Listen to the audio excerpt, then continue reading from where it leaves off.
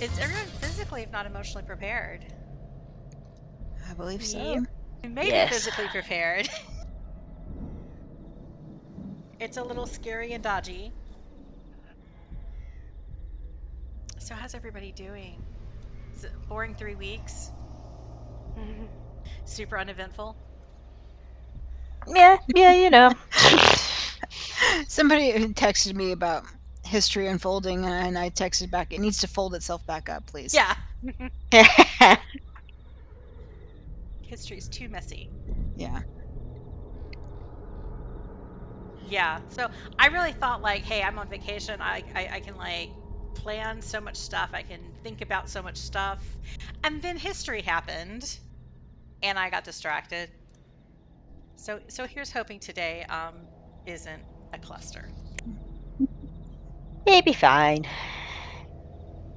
So last session, session 28 it was. Oh, we're getting high in the numbers. I guess we've been doing this a really long time though. It's like 2 years, Yeah. I think. But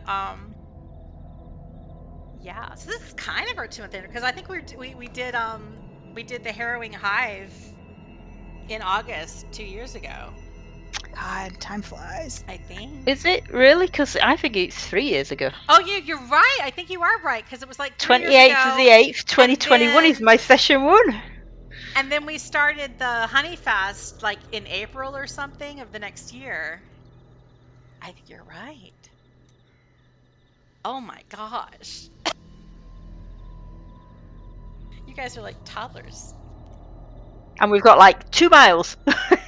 It's been like How many days has it been in game? it's been 3 weeks. No, wait, 2 weeks? Maybe 3? Actually, since Harrowing Hive, it's been more than that. It's been because it was like a month between Harrowing Hive and when Honey Fest happened. So you I mean, we do only play once a month, so Yeah. it's not like we're doing it every week sort of thing. But all you guys, the party has known each other maybe 6 weeks. I mean, Yelena and Terel have known each other longer because you traveled to Roostfair together, but you've known Kai like 6 weeks. Mm-hmm. And that will seem longer. Yeah. It seems like it's been years, but no, it's only been Yeah. weeks. So last time, Yelena helped to influence and intimidate the survivors you found at the Undertaker's shop, convincing them to retreat through the underground tunnel and shelter back at the house where you met Sigus, the blacksmith, Cherish, the good boy, and Hazel Blankenship. It's actually the Blankenship's house. Hazel, the ranger who kept getting dropped. It was her house that they were barricaded in. But I guess it doesn't really matter for the grand scheme of things. But that's where you sent the people off to. Like Nala, the one who lost her arm. And what's his name? Why can't I remember things? It's like on the tip of my brain. I'm trying to check if I've got his name in the notes. Yeah. Tycho, who was like kind of the assistant stable hand at the Undertaker's, and a couple of kids. And your group then proceeded the last length of travel to the blacksmith's forge. Scouting signs of undead lurking by the stable exit, and being wary of back alleys, Yelena took to the sky with her winged boots for an aerial surveillance. And you decided to skip the streets entirely and use Kai's handy-dandy retractable ladder that's the best thing that has ever been made, especially out of sewer trash.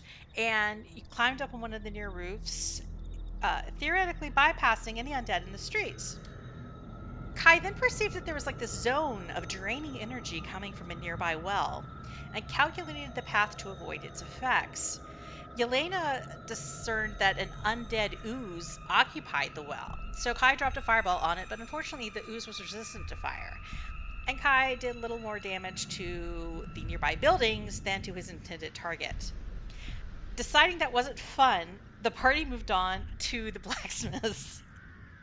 Decided it wasn't fun. Skipping the well entirely because you're like... That isn't what we decided. We did it because we... Yeah. They're like, this doesn't seem like a problem we have to take care of. It's like, we could be here for another 4 years if we don't move. You're like, we can avoid this problem. Let's just move on. Just make a note of that, avoid it, and let's continue about our business. which is fair. It was actually a good decision.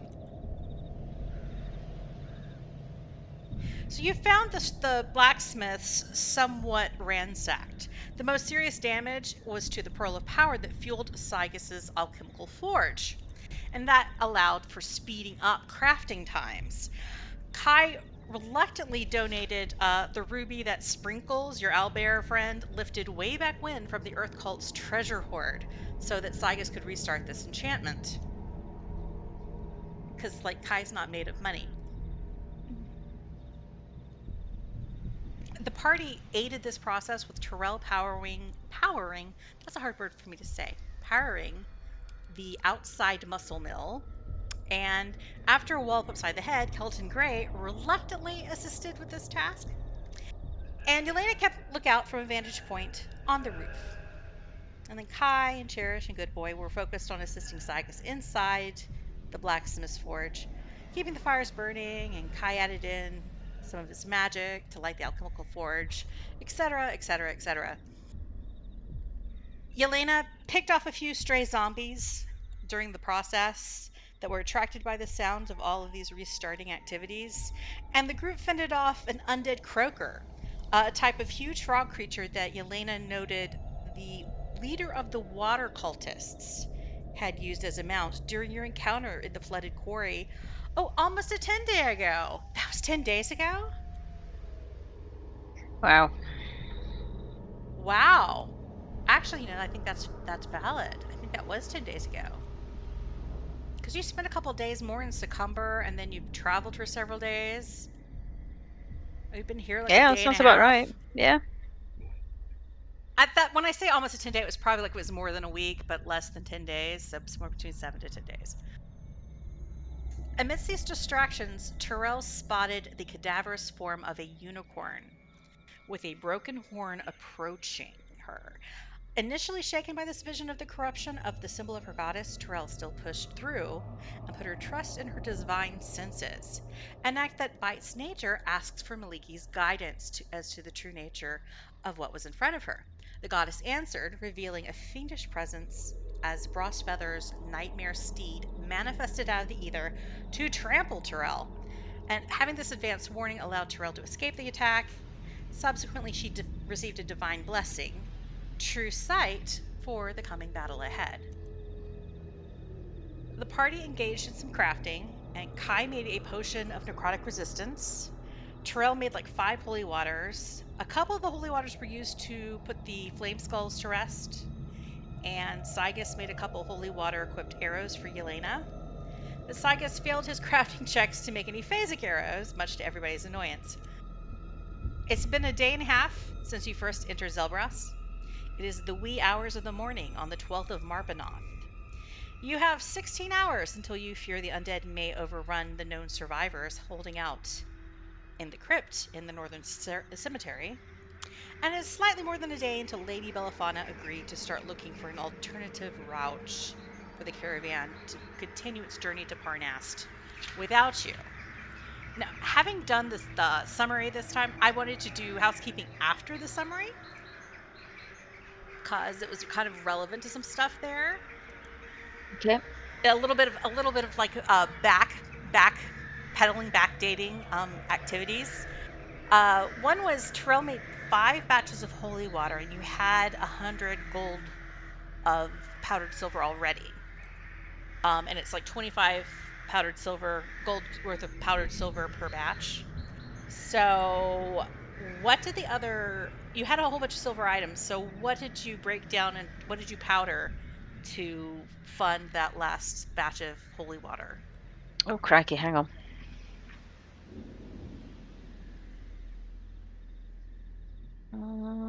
Silver candelabra. I've got 2 of them, according to this. Okay, I will subtract a silver candelabrum from your inventory, and I will add in the value of that minus 25 gold in powdered silver. So the next time you want to make some stuff, I've got powder silver already. yeah, I'm going to adjust the value of that powdered silver. Okay, so the candelabrum's worth 100 gold, and you've used okay, so 75 gold of that. You have 1 candelabrum, and then the powdered silver. Am I blind? Was that in the group inventory? No, sorry, it's in my own. Is it in a pouch? Oh, what, the silver? Powdered silver? Yeah. I don't remember seeing the powdered silver. I just remember that I had I some think it's silver still in the items. party sheet. That's another thing for housekeeping. There is still stuff in the party inventory sheet that will disappear soon. Well, I can take the mithril ore because I've got 1 piece already, so I might as well just carry the rest of it. Including that vial of ecstatic renewal and more silver and jewelry and stuff. More reagents and just the treasure. The treasure is in the party inventory. I will award the gold though. Okay, I don't even remember getting this reagent, but... So this allows us to create an undead creature.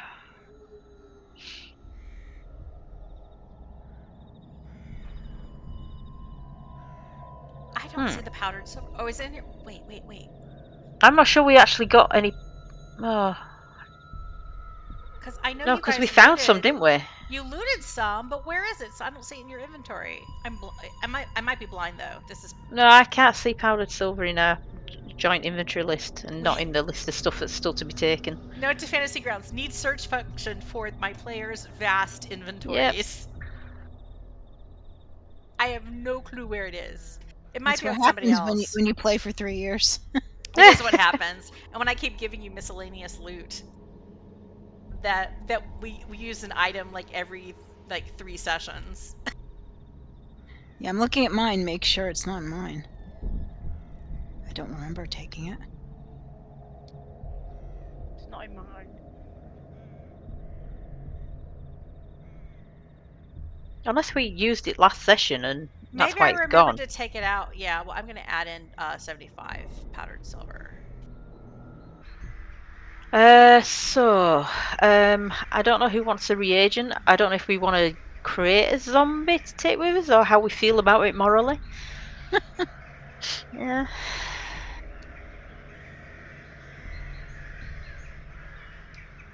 I don't know if there's any point in taking the embalming fluid. Does Kai want to branch out into necromancy? So 75 gold of powdered silver has been added to your inventory, Terel. Okay. So that's one thing. The next thing. While everybody was crafting, Yelena didn't really have much of anything to do. I don't think so. So, what did she do during the 12 hours while everybody else was making stuff? You know, was that enough time to do some reading? Yeah, it is. You could have done some reading during that time. Oh God, can I find where I was tracking what it was I had to read? It's in the notes somewhere.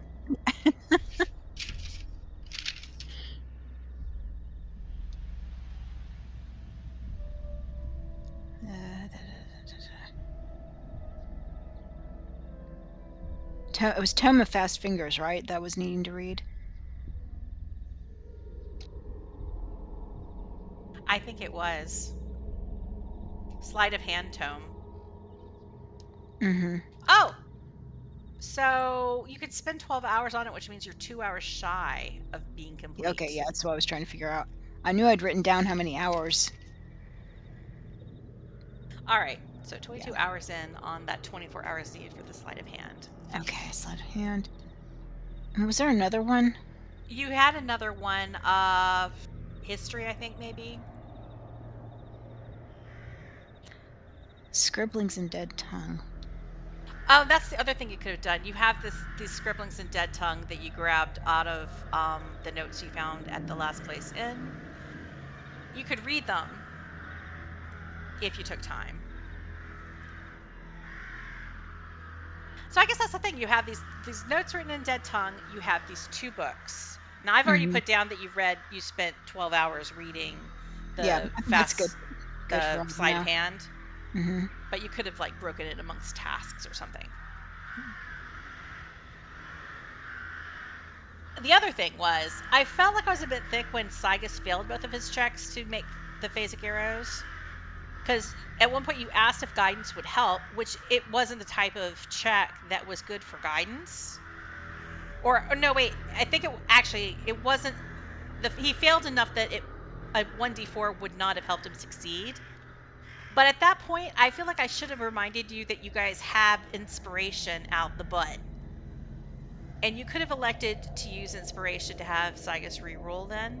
So I'm going to put that back to you now, that if you guys want to use inspiration for those 2 checks, you could use up inspirations now, and I will have Sygus roll the crafting check again. Well, I think it's worth it to give you a chance of some arrows, Yelena. Yeah. So while we're doing that, I'm going to grab all the silver stuff just to get it out of the party thing. I'm here looking at the scribblings in Dead Tongue description. Among Brossfeather's journals are a runic passage etched in dried blood and bile. Yes. So I'm wondering if that's going to be useful.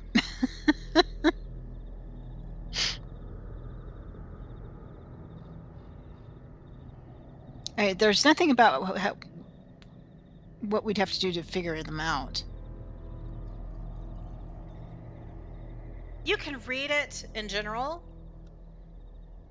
You'd have to take a certain amount of time, and then there'd probably be like an investigation check to see just how much you glean out of it.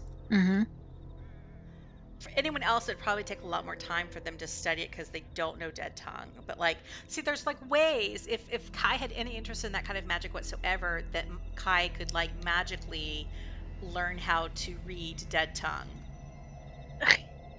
The odds of that happening.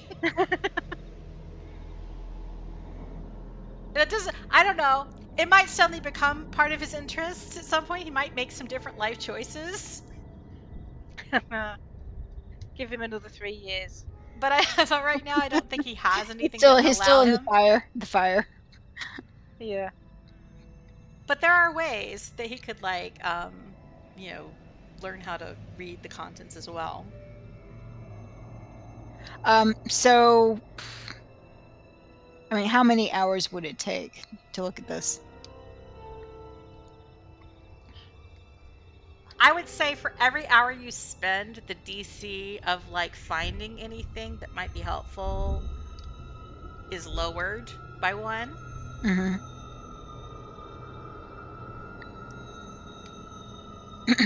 So do we just want to roll to see if I glean anything out of this? For a quick speed read? Can we do that? I don't know. Can we do that? Can you do it? I can certainly roll a dice. You can certainly try. I can certainly try. Well, I'm going to assume you've discussed it with me, and I'm going to cast Bless on you. Cool.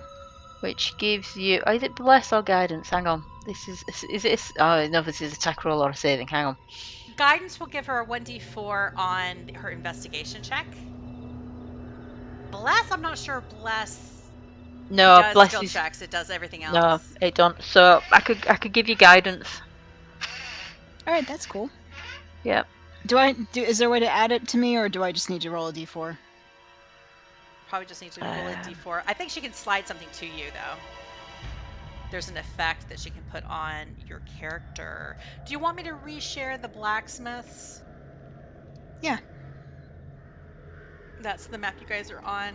And I took the time to make it light since you guys lit everything up. Oh, there's fire burning. The fire's moving. Since you lit the forges and you're doing stuff, I turned on the lights.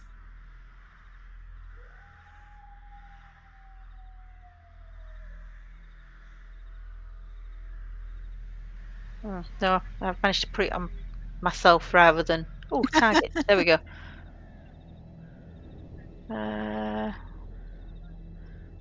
Do I have to drag it to you on the map?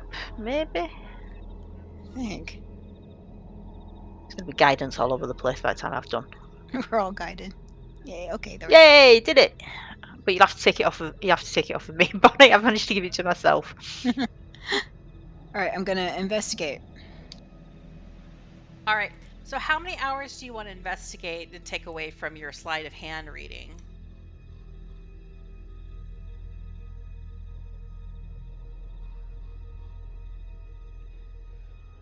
So, like, instead of spending 12 hours reading the sleight of hand tome, you're reading it for how many, and how many are you looking at the dead tongue stuff?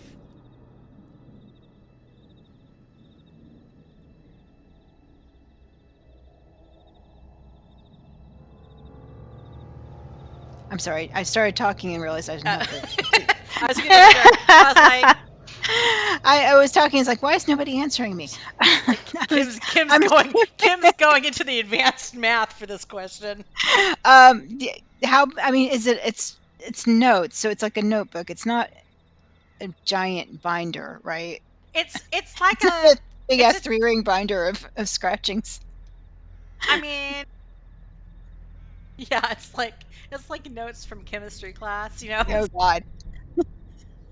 That's tantamount to what it is. If somebody is giving you like their, a semester's worth of notes, All right, you know from what? like physics or chemistry, and you've never taken physics or chemistry, but like you're familiar with all the concepts. All right, let's do half and half. Let's do 6 for the tome and 6 for this, since we're like going up against undead. Okay, so you're down to 16 hours of the 24 on your sleight of hand tome, so you're 2/3 of the way through that one instead. Okay. And 6 hours of reading. Okay. All right. So having said that, can I roll? Yes, you can. Well, do a D4. I'm glad it was time well spent. Where'd the D4 go? Yeah, it didn't do it, did it? Didn't do it. It didn't do it. Well, useless. Well, not great. 10. You got an inspiration you can use to re-roll? I could. Yeah, I sure do. Let me do that. And then I can use my inspiration on the blacksmith for the arrows. So how does that work with the guidance? Do I just leave the guidance as is? No, you can reroll the guidance if you want to. Okay. Or you can use it too. Do you feel lucky? That's Well, let's see what you roll first. 50-50 can work in your favor. That's better. Way better. That's much better. Let me roll the guidance again. All right, so that's a net of Yay. 18, which is not bad at all. Excellent. So you spend a significant amount of time poring over these pages, and it's the nature of what it is, where like you're concerned that some of the leaves of paper are made out of skin or vellum of some sort, and what they've been scribbled in is unpleasant.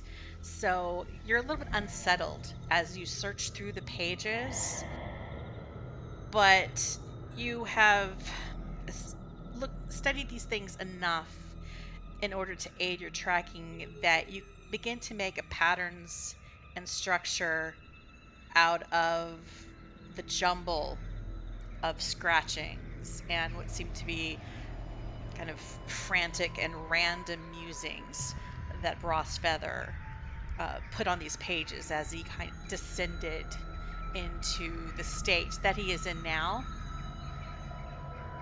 And among the writings, you pull out that there are a number of spells in this book that are tied to necromancy.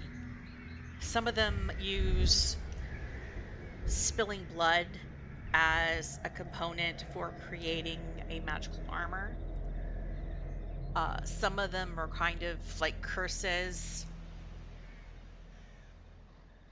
that sort of cursing other creatures and causing psychic damage to them and causing fear in those creatures. Others are like creating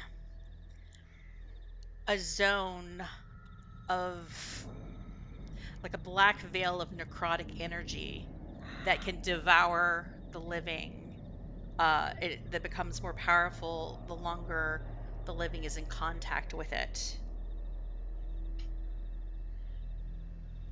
And you pull out that the range of that kind of thing, that the shroud of death seems to be 30 feet.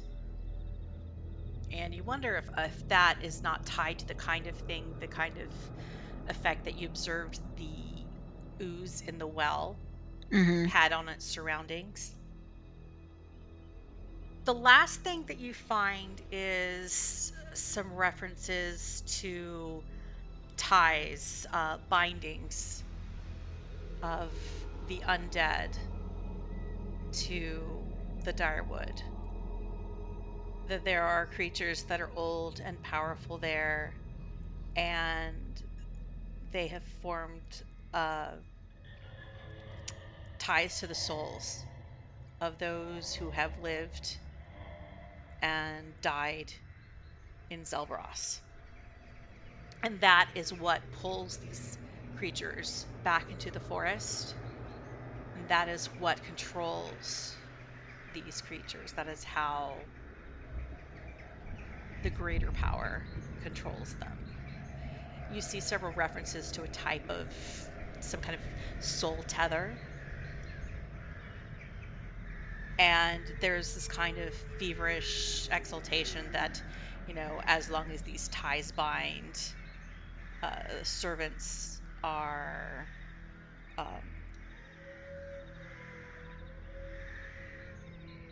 they are bound and there is no escape.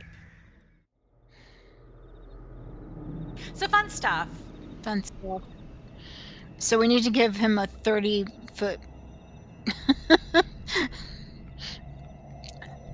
a breadth of a berth of 30 feet, I guess. But does that count for Brossfeather, or this is the stuff that used to basically pull the undead into the forest? Yeah, this is what we were told used to happen before Brossfeather came here and mucked everything up.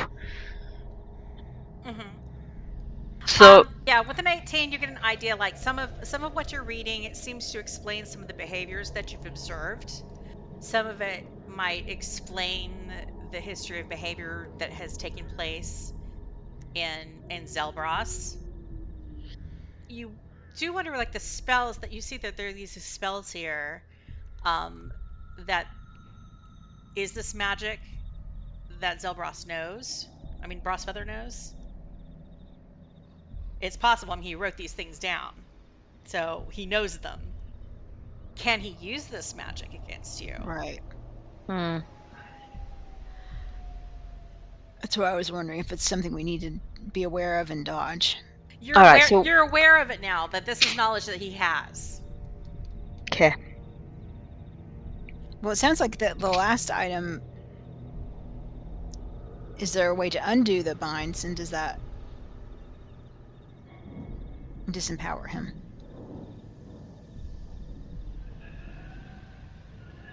Don't know.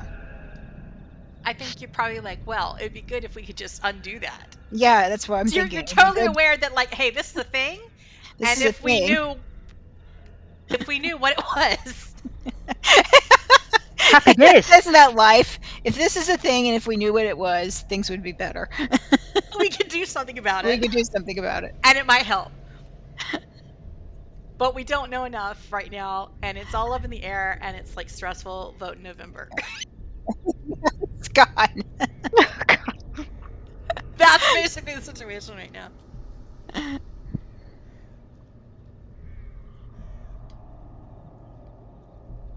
So that may have been helpful. I don't know. I am going to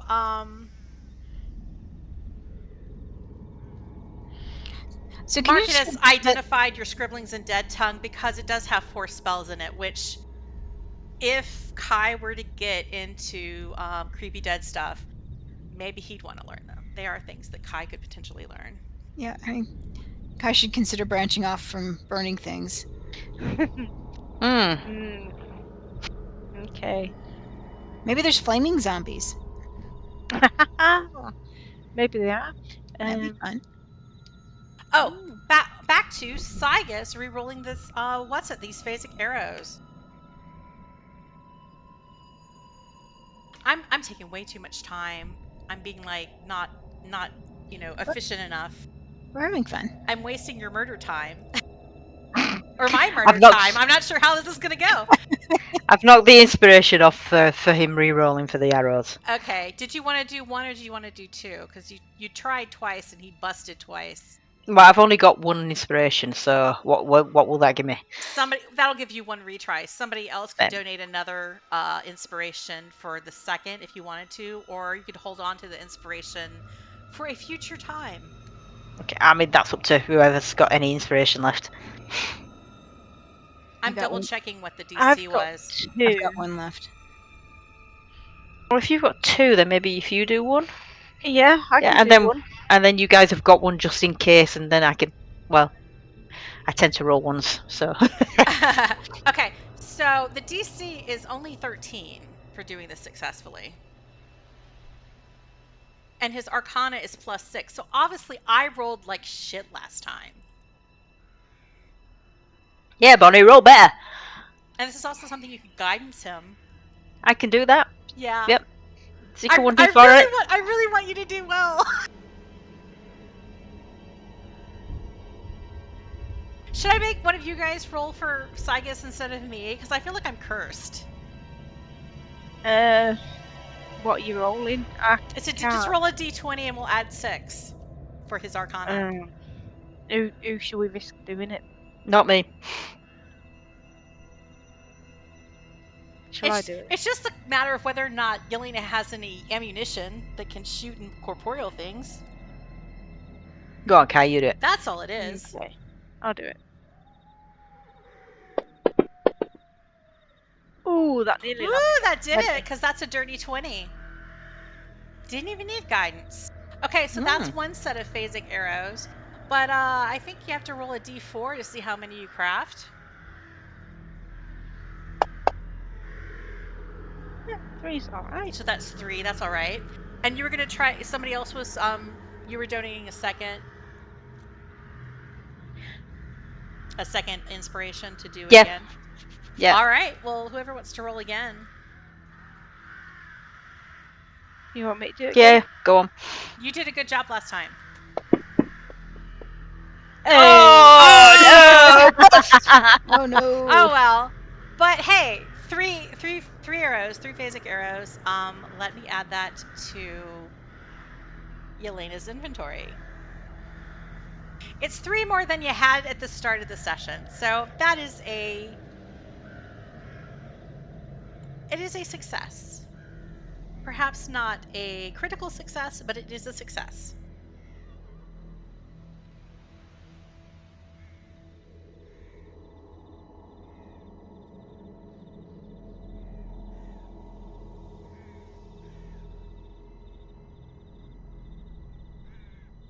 Okay, so 3 phase arrows.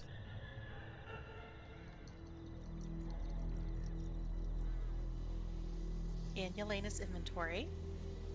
All right. Now, So I can shoot ghosts with it, basically. yes, you can shoot Awesome. goats in the face. I mean, not goats. Ghosts. And ghosts. Bah. Boo. All right. So what did I say? It's the wee hours of the morning. You guys have done all of the crafting you're gonna do. You have had a long rest.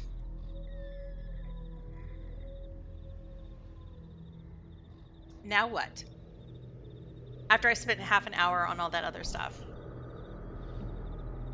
I just want to sort of like what I mentioned in chat earlier today. I don't know if anyone saw it. Do we think Mielikki was trying to tell me something about how to get there without attracting attention, or do we think it was just wording? Kai is clueless. That's a cop out.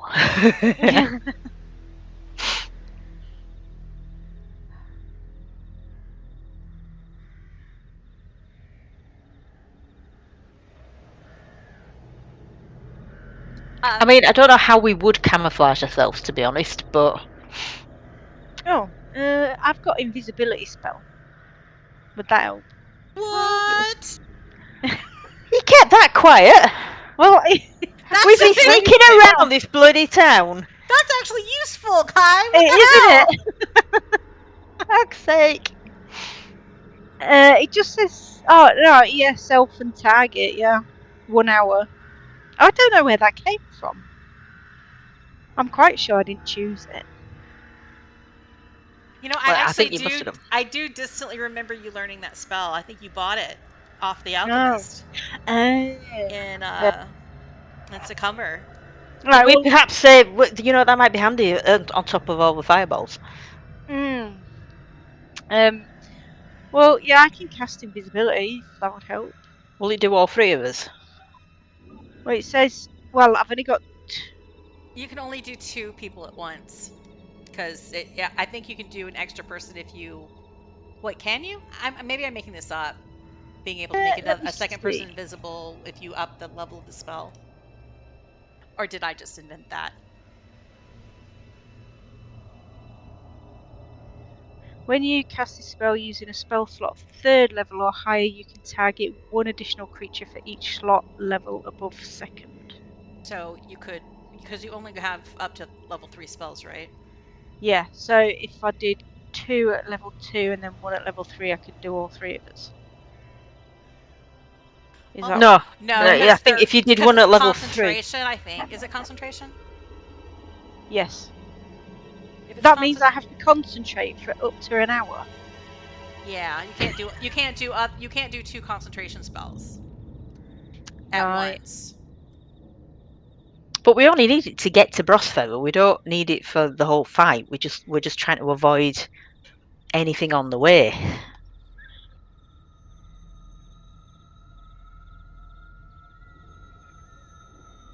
I didn't know if it was like something that we'd got, like the ectoplasm or anything that we could use to make things think that we were zombies or something, undead.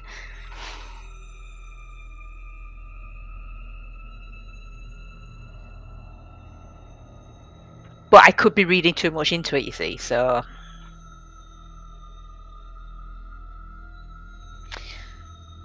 Well, Yelena could fly in her boots. I could, yeah. And if I did invisibility at level 3, I could do me and Terel, yeah? Okay, but how many spell slots does that leave you then? Level 3 spell slots. It leaves me 2 for fireballs. And there are the other people. Yeah. There's no point. There's no point in making us invisible if we've got the rest of the guys as well. So. Yeah, but they could distract the baddies, and then we could just sneak on. Cynical. Fast. I don't know. It's an option. Or we could just take the roofs as far as we can to Brossfeather using the handy dandy ladder. Over the roofs. And just try and avoid stuff that way.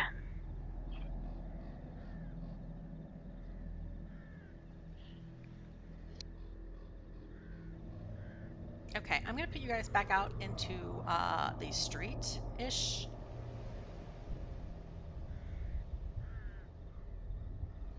You guys are like done with the blacksmith.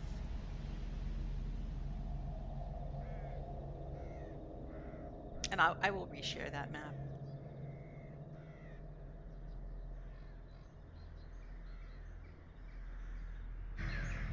All right, so your plan is to use Kai's handy dandy ladder and continue using the roofs as much as possible to avoid stuff.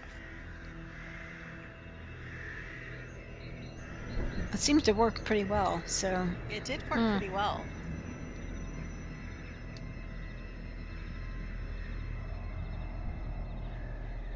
On your way here. So you guys climb up using the ladder. You climb up back on the roof that you arrived to the blacksmith from. Which Mhm. way are we going? The North? cemetery is to the north. Where that you and the arrow is. Okay. Yeah, beyond that.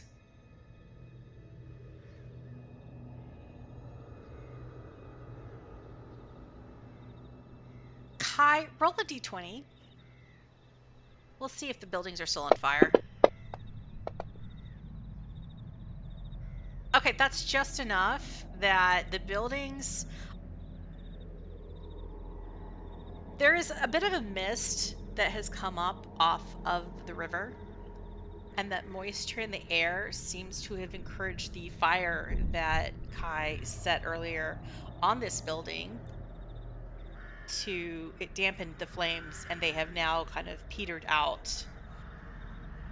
So there is a scorched out area of the roof to the west, kind of like in that zone of influence that Kai is like still calculating. You're like, watch that bit, don't step in that bit, because that's where like the scary zone is. And it's partially scorched, but it is not an active flame. Lovely. So you can make it across this roof to the other side of this building. And is Good Boy still kind of on a pouch with Yelena, or however you had Good Boy last time? Yeah.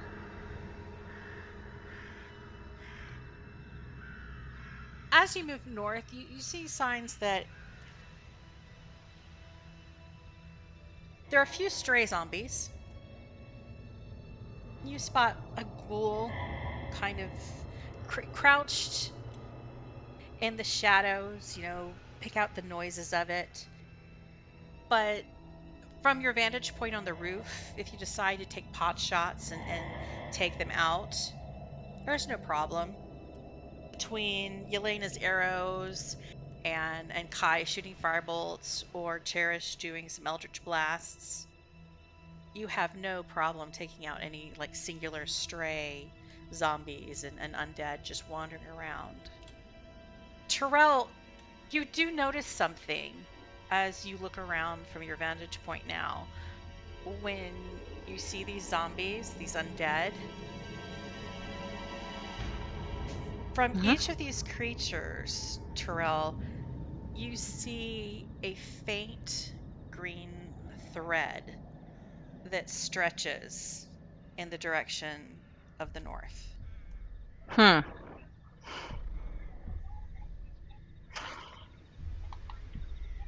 I tell the others. So this would be what Mielikki gave me, presumably.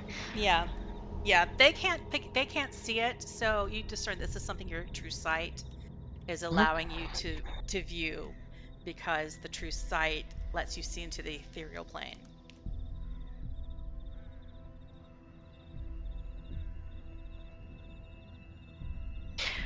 So that's the connection to Brossfeather, presumably. Do we think there's a way to snap it? That's what I'm wondering, if that's the tether. Yeah, the tether, yeah. Is there any way for me to... I don't think I've got that kind of stuff. You guys could do, let's say, an insight check or arcana. Okay. And for Yelena, you could... I'm trying to think that maybe something different. Well, a dirty 20 is good enough. I was about to say, Yelena, this is related to undead, so you should probably have advantage. I'm just not sure which one, but Terrell's figured it out though. But Terel, what did you figure out? My brain just blanked. One thing is that this tether glows faintly green.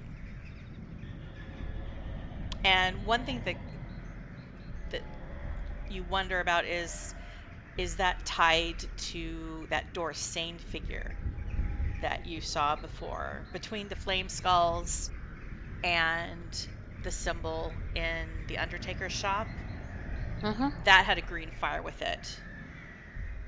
So you wonder if, with the green, if it isn't specifically something tied to this Dorsane and Brossfeather. Mm. It also occurs to you that because you can see it with your true sight, nobody else can, it must be in the ethereal plane. So in order to damage it, you have to be able to like see into the ethereal plane or be able to attack things in the ethereal plane. So Okay. something like the phasic arrows would work That's why I'm against it. wondering the phasic arrows, but I can't see. You can't see it, but the phasic arrows wouldn't have any problem striking it, Right. so it wouldn't be at disadvantage.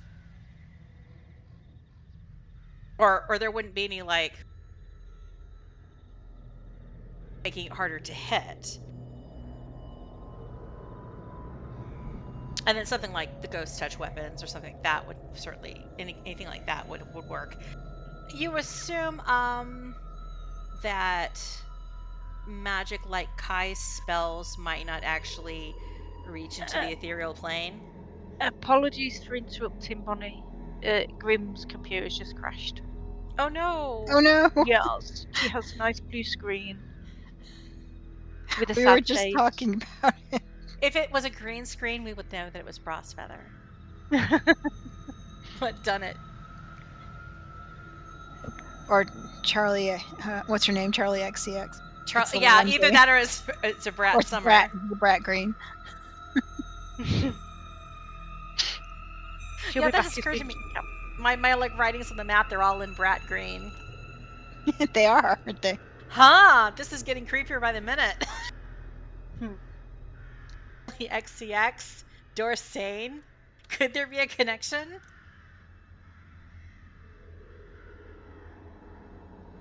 Did Grim hear anything about what I was saying?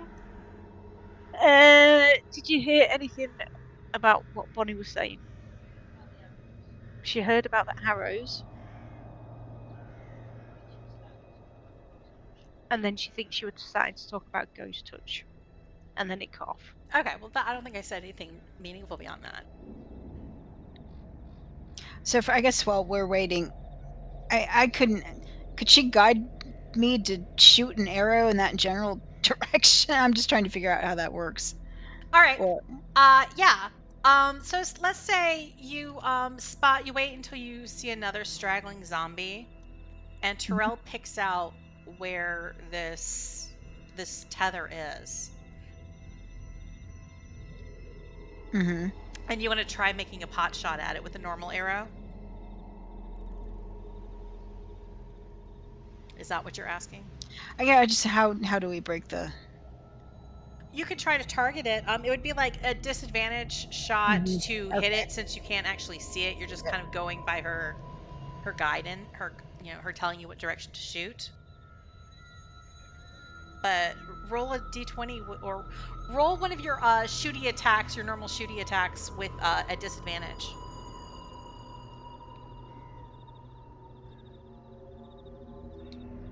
Just to test it. Yeah, Or in just chat. with regular. To see if you hit it and what happens. So this is just with a regular arrow, right? Not with the. Well, I'm assuming you don't want to use a phasic arrow on this. Right.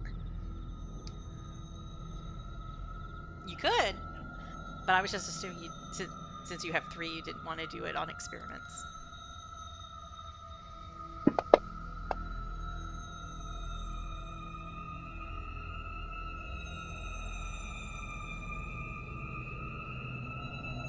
So. That didn't work, but you have a lot of arrows. Yeah. I'm not sure. I'm not quite sure because there's no urgency of combat here, so I'm not sure why I made you roll for that. I don't know. It's like it's. What do I have to hit? You're shooting off a couple arrows until you hit something, with like. And Terrell's like, no, a little bit more to the left. No, like 3 o'clock. Right. No, your other 3 o'clock.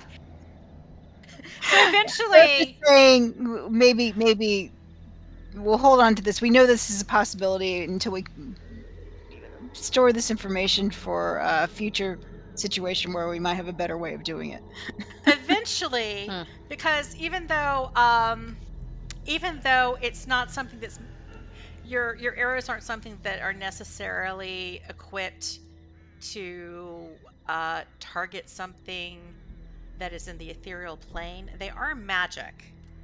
So after a while, you do successfully hit this tether, and while your normal damage doesn't affect it, the psychic damage from your otherworldly what's it fairy stuff that I can't remember the name of right now. Yeah, The deadly strikes. There's like a 2-second RAM processing time there. Your deadly strikes ticks this tether, and Terel can see it. It does just a couple points of a little bit of damage, but she sees the tether slightly fray.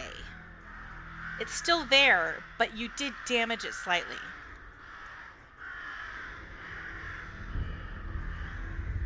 Now you can take time and continue trying to do this. No, does Terel have the... Does her sword have this capability also? I missed That's that. what I was going to look at when my Because I could computer give kindly you booted me. I could give you the boots. Do the boots need to be attuned? I think the boots are attuned, so it'd take an hour. Or I guess I could take Yeah. the sword and go. It's still got the not great. I think her sword has to be attuned too. So either way, the bow blade has to.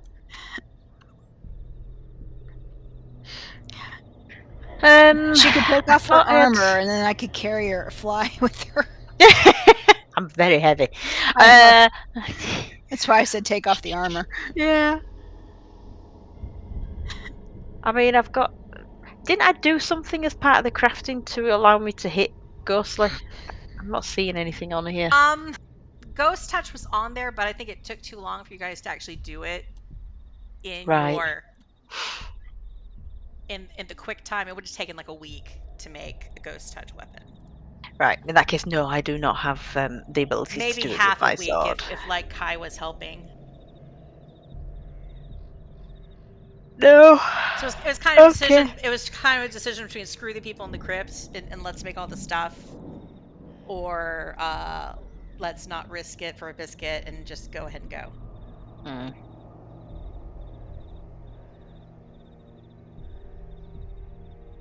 Are you back in Fancy Ground successfully? I am. Welcome back. Thank you. So this little bit of experiment has happened, and so Yelena and you have identified that these tethers can be damaged, it seems, but they don't seem to be vulnerable to mundane damage. It's hard to target them, but psychic damage at least does have some effect if it connects with these tethers. Okay.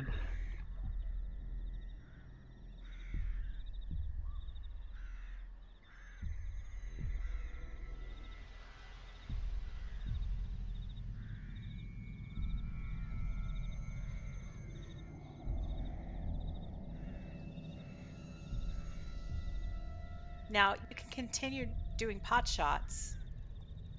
No, I don't think it's worth doing that, to be honest. Right now, yeah. But We you need the know big you guy. can damage it. You can damage it. At least you've identified you can damage it with psychic damage. You don't know about other stuff, and you know that just regular piercing and slashing, bludgeoning doesn't have effect. Okay. So do we have anything else that's psychic besides my... I don't think so. dreadful... I mean, I've got the moonbeam that does. Is that radiant damage? It's radiant damage, yeah. Would that work? You would have thought so, wouldn't you? I don't want to cast it and use up one of my spells just on a random test. Unless we think it's worth giving it a try. The only other I'm not sure if you have any other sources of radiant except for the holy water. Holy water Yeah. things. I mean, I've got Branding Smite, which casts this weapon gleams with astral radiance as you strike. I mean, and I guess yeah, your smites. You can smite things, Terel, if you were to go up to one of these things and do a physical Hit it. attack Yeah. on said tethers. So the question is whether you want to take time to do that or if you want to proceed north. All right. So I guess the question is, do we think it will weaken Brossfeather if we do that?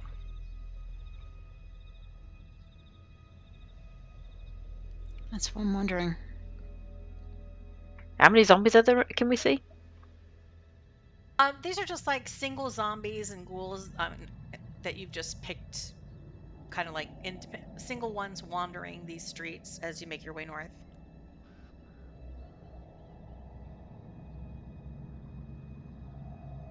So you haven't seen any real gangs of undead during your time moving between the undertakers and the blacksmiths. Hmm. Just rando here and there zombies. All right. Well, we can either take time to kill a zombie to see what happens, but I'm just concerned that we're going to end up using spells doing that, because my smites are spells, and Moonbeam is. You do have a 16-hour window before the crypt is in danger. So we could potentially kill a bunch of them and then long rest again. Yeah, so it's not like you don't have time for a long or short rest. All right. What do we think then? Oh my gosh. I guess outside of questions of is it dangerous or not, like do we have time for a long nap here or not? You have time in terms of everything else that's going on, in terms of deadlines, you do have time.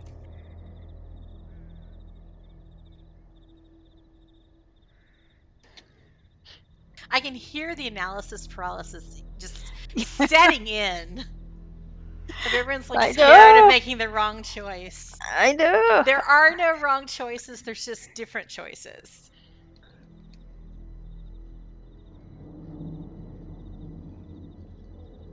I mean, at the very least, if we take out some zombies, it's less zombies for him to pull into the fight at the end. Right. All right. Should we take a few out then and see what happens? Mm-hmm. Let's do it. I feel like we're not going to get to Brossfeather tonight. Go on. Yeah, this is why I'm like starting to push. I'm like, you guys got to get to the cemetery. It's gonna be September, y'all. I mean, we're trying to get it to October, really. The original Halloween for Halloween, idea. since it was originally Halloween, the Halloween content. Yeah. Finish it then. Around. Right. Yeah. Should we try and take a few out and see how we do? I mean, I suppose if we're going to do a long rest, we could potentially craft some more arrows as well for Yelena. Can we do that? I think you have enough stuff. You can maybe make one more attempt to do phasic, but you have enough powdered silver that you could try to make some more holy water and do more holy arrows. Okay. So that might work as well. Okay. All right, let's do that. Let's go kill some shit. All right. So this is just, I'm just saying, you just wander up to, you get down off the roof. Kai uses his handy dandy wonderful ladder, and Terel, you jump down to the street level long enough to stride up to one of these zombies, and you can see the tether. You smite it with one of your level 1 spells, so just like mark off a level 1 spell, and the radiant energy slices through the tether. You make a good blow, so you think it's about 20 points of damage for this individual tether as you strike it, and you sever it in half. and you see the green strand just kind of rescind, kind of springing back like a rubber band that's been snapped back in the direction of the north. And the zombie's standing there, and it just kind of stops doing anything. It's just kind of standing in place, swaying slightly for a moment. And then you see that it's not a green tether anymore. It's just this like dull gray. And there's a tether still leading north, but then the zombie just starts to shuffle away. No longer in place. It's shuffling along the road like it's meandering out of town. Huh, so it's gone back to what it was before Brossfeather came here. Those sort of actions. Anybody can do a nature check or survival. Eek. And Yelena, you can have advantage. Oh. Since this is undead behavior. Nature or survival? Oh, let's do Mhm. survival. And you get an inspiration for that if you have a slot, Terel, for that nat 1. I do. I see. I told you I'd roll a 1. So Yelena, Nice. when Terel describes that there's still like this tether there, you track this zombie's movement as it starts to tread forward away from your group. And you track its path, and you're like, it is returning to the high forest in the direction of what you've heard people talk about. It must be the Darwood. So you conclude that, yeah, you've severed whatever the controlling factor is that Zelbros is using, that Brossfeather is using to control the undead. You severed the connection of that power. And now the undead are just the natural pull, or the slightly less unnatural pull that was taking the undead or the dead back to the dire wood is in effect again. So you think that by severing these tethers, you don't, destroy the undead, but you do free it from Brossfeather's influence, free from the influence of whatever corruption happened in the Darwood, and that you think if you do this to creatures, they will just leave, or that honing instinct to return to the Darwood will kick in. Okay. So, if we kill Brossfeather, that should get rid of the thing altogether, shouldn't it? But it's killing Brossfeather. If we take out more zombies, yeah, this is the other thing: is he going to be aware of us doing that? And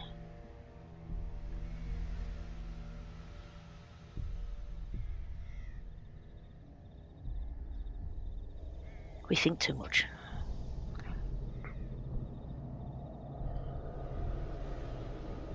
And what other... He's got other tricks up his sleeve, I'm assuming, other than just being able to wrangle zombies. From what Sigus and others have told you is that when they tried to escape before, there were armies of undead that tried to stop them. That they were outnumbered. And it made it difficult for them to try to challenge Brossfeather.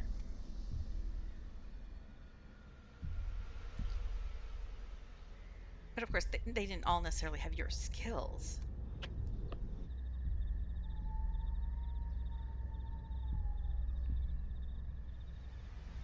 We're doing a really good job here.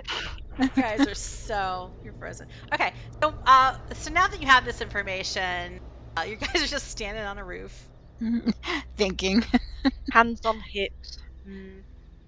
Fighting the undead's really hard. So are you going to continue proceeding north? Or let's feel say like- while you're Yeah. talking and thinking about what the hell you're gonna do, you do proceed north. How about that? Yeah, I think that's a good Yeah. plan. Yeah, do that. So you kind of climb down and you get back on the roof of the undertaker's shop, and you move that way. Blah blah blah. And so you make your way north as far as you can by the roads.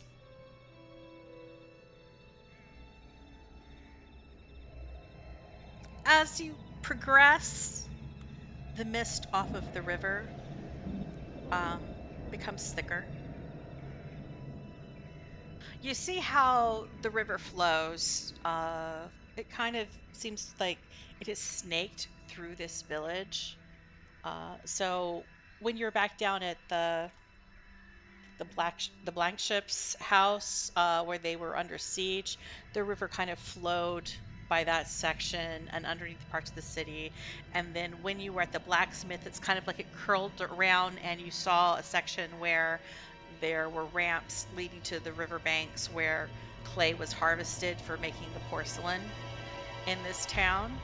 And now the river has kind of shot back up to the northeast, and it's headed in an easterly direction. And then the road kind of mirrors the winding in the opposite direction, and it curves up to the north and along and over this river, and kind of like a half bridge. And you see to the east there's like another ramp down where another location where clay was harvested off the riverbank. And the road turns, and now it's headed a little bit northwest, and then you see in the distance it curves around to the east again. Like this is the pathway out of town, back on the track that will take you to parts east and ultimately Parnast. In the crook of the road, between the road and the river, there is the Northern Cemetery, or what is now known as Folly's Cemetery.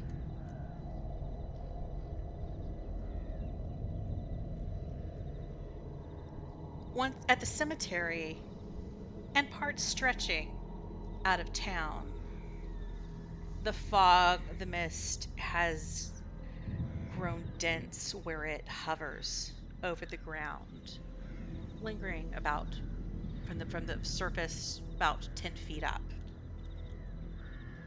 and seems to kind of obscure sight for all of you except for Terel.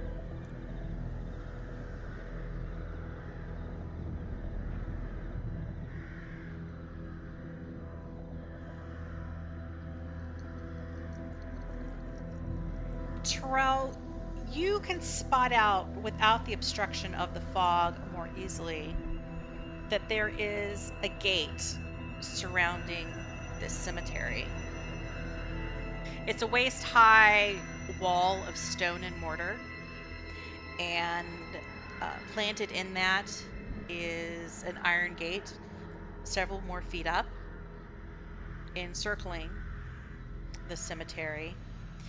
It's the ground inside is somewhat hilly, and there is, in places it's a gentle rise, and other places it's sharper. It seems to kind of go up into one little plateau where there's several different large trees, and these have lost their leaves. They look like they're in the dead of winter when it's still effectively fairly early fall in calendar-wise. So there's been a little bit of precipitous loss of leaves as far as these trees visually are concerned. The hill seems to rise more, and at the height of it, there are several different little buildings and a larger one, which you assume is the crypt you've heard reference to. Okay. Off of the road, in one location, the only place where it's not barricaded, there is a kind of gate, higher ironwork structure, and you pick out, there's like motifs on the left side of it, sheaves of grain and like symbols of harvest and abundance, things that you associate that would be inspired by worship of Shantea.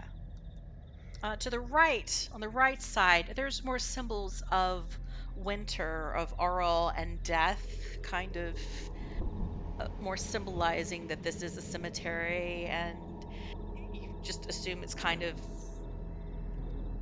a dichotomy between the two sides of life and death in the artistry of this gate.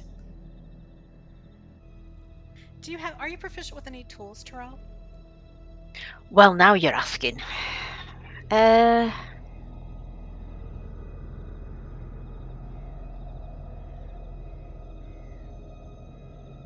don't know. How would I know?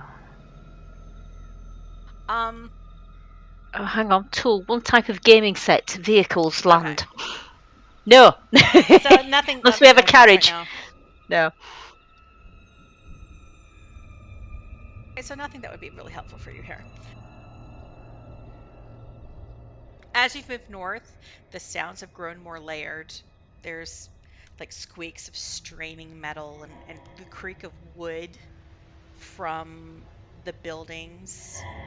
There's a bit of like a faint grunting and groaning and like the sound of sinew stretching and like this syncopated kind of symphony of misery. And these sounds, they're kind of punctuated throughout the town, the village, but the moaning, the groaning,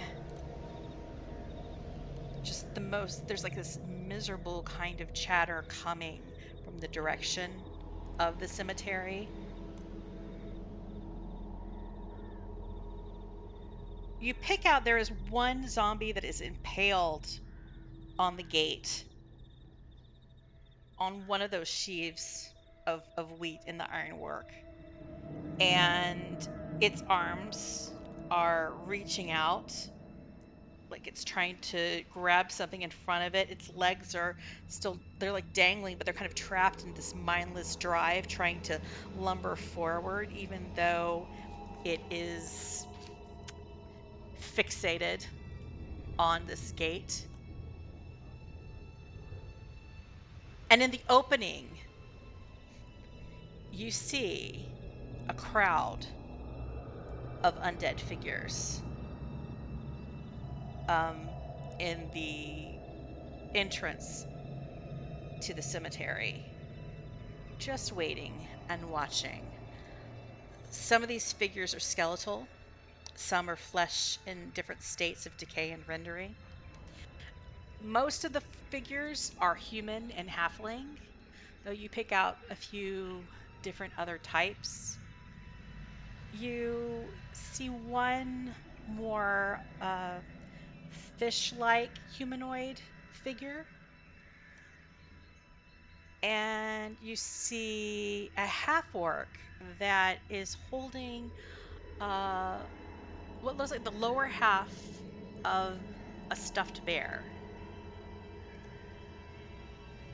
And they're just waiting there. Roll perception check. Anybody who wants to. Oh, this could be bad. Perception. Yeah, it was bad. Definitely teddy bear and not a rabbit. Yelena, you pick out that there is another cluster of undead farther along the road to the north, outside of the cemetery, that's effectively barricading the path out of town.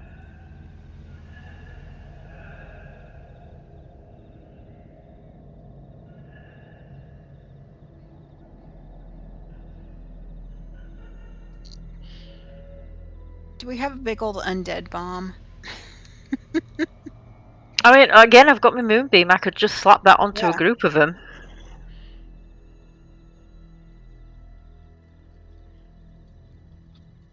It's a... I've got a range of 120 feet, and it's a 5-foot radius, so I guess it wouldn't get all of them, but I just wonder, so like the little healing bomb thing, it'd be cool to have something like that, but it kills undead. I don't think there's any Yeah. way we can do that.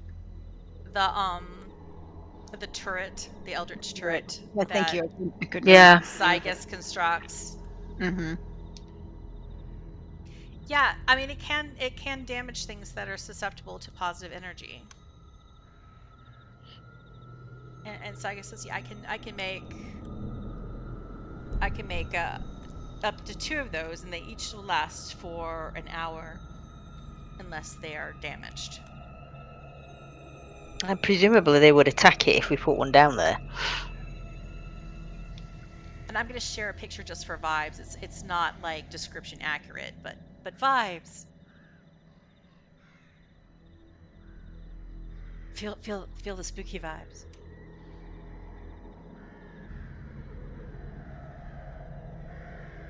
Is it not coming through? Oh, hang on. All right. So we've got a group of zombies blocking one of the exits out of the town. Is that like to the north, out of the town to the north, or is there another location around here? Okay, I'm going to kind of move you guys to like another map. It's going to ostensibly be the entrance.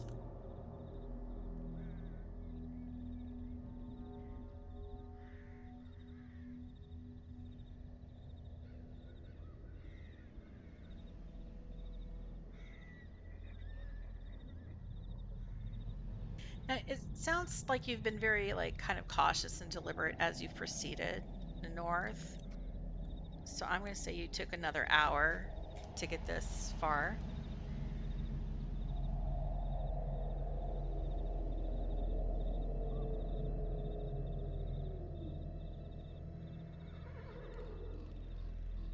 So sharing yet another map. Oh my dear. How many maps are there? All the maps. All the maps. Ooh, And I will spooky. add some sturf. Moving fog.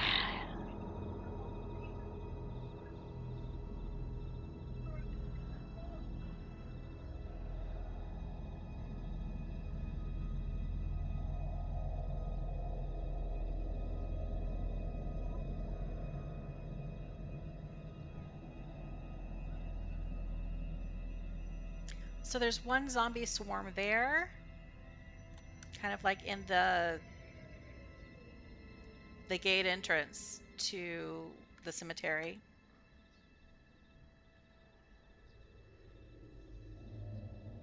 And there is another one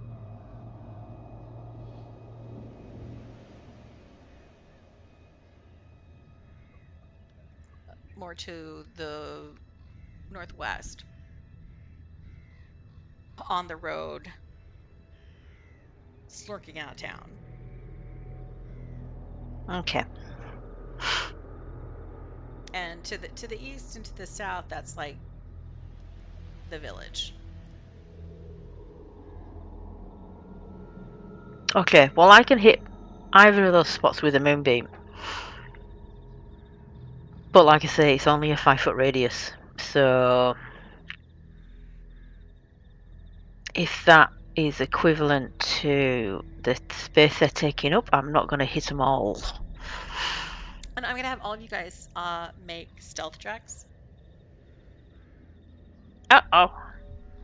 Just to see if your approach has drawn any attention. Ho! I rolled a 1. Well, Clink, clink, clink. clank, clank, clank. So as you're like, hey, I could do a moonbeam, and you like kind of like raise your arm, like with a eureka, aha, pointing a finger in the air, and as you do so, your arm makes this like creak sound, and several of these heads of the undead swoop around, and suddenly they're like looking right at where you guys are, and they start to move forward. So roll initiative. I look at the other guys and go, oops. Oops, indeed. Right, I'm assuming I get another inspiration for that natural one. Yeah, if you don't have any, if you still have a slot left. Yeah, I did. That's it now. Used. So I've got 2 to... So we're on the ground again now, yeah? Yeah, you're on the ground now. You reached a point where there were like no buildings for you to climb on. It was all road, river, or cemetery.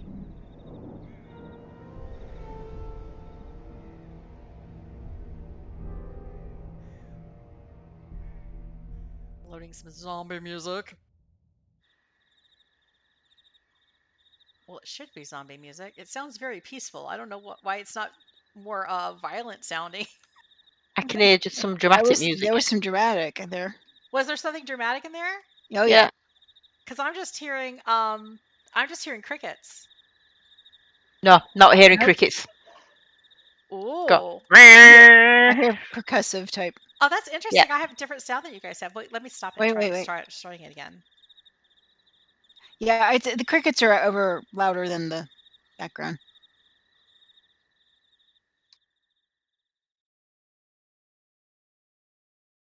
See there. Yep. There we go. See, I was missing that last time.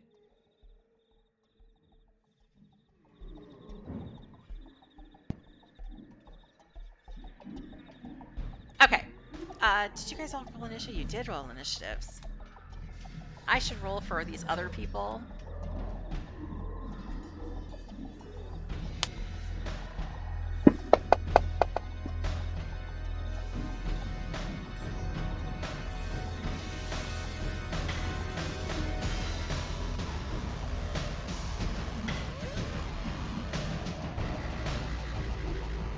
So somehow the zombies are the fastest.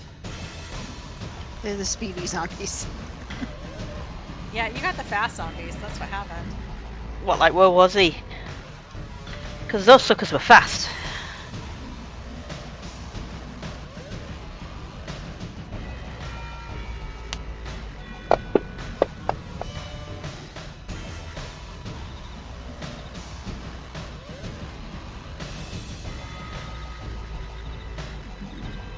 I'm way too slow. I was hoping that one of you guys would get to go first, so then this would like speed up, but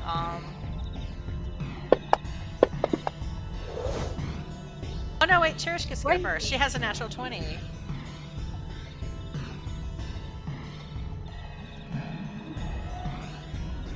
Oh, and it's just good boys left. Okay, one more.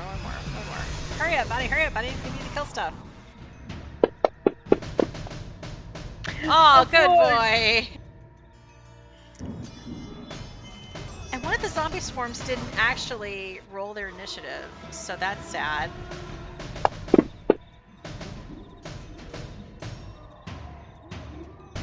They're still faster than good boy. Okay. So Cherish, she just shoots off a couple Eldritch Blasts.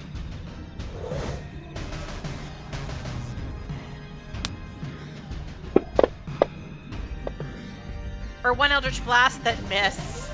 So apparently that natural 20 that I rolled for for Cherish's initiative was the only good roll I'm going to have this evening, or this afternoon. And the rest are going to be crap.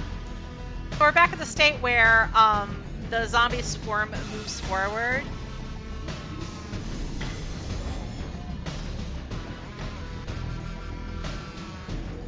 But it can't quite reach you. So it's just like...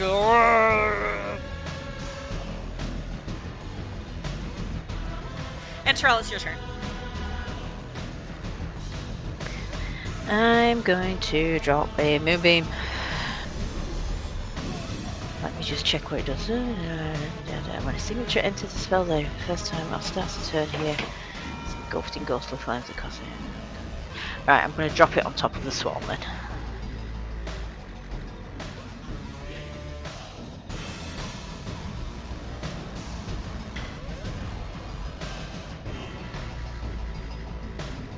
There. All right, right on that moonbeam. And what's the damage they take when they first enter that moonbeam? If they start their turn or enter it, Ghostly flames. They must make a Constitution saving throw. It takes 2d10 radiant damage on a failed save, half as much on a successful one. They make a 22 for their Constitution saving throw. I'm trying to work out what the actual DC is on it, but I'm guessing it's not 22. It's not a 22. It is. I think it's 13 for you. Right. So I do It might be 14 actually. What's your charisma? check or save. Your modifier.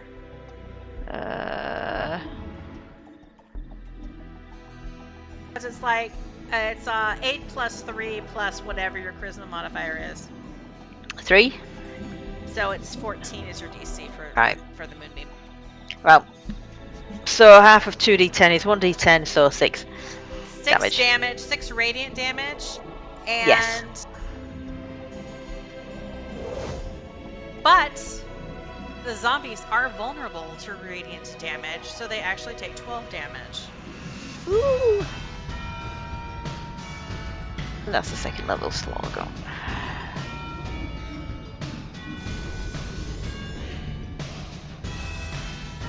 Any? Did you hear me say anything? I don't think I pushed to talk. You do 12 damage with your moonbeam to the zombie swarm.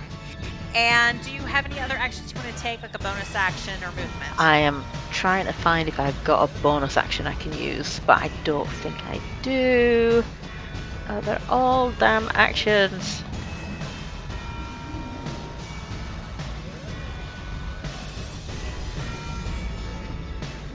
Well, apart from Misty Step, and I'm not doing that.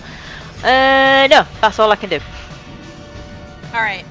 But I am going to move ahead of, in front of everyone else as tank. Okay. Holton Gray will kind of move a little bit, like back and off to the side, and he shoots at the zombie swarm with his hand crossbow. And he hits with a 23.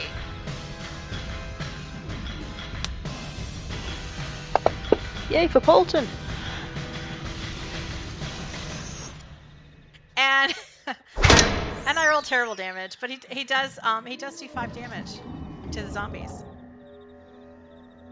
So it could be worse. He's helping. He's trying. I mean, at least he didn't run away.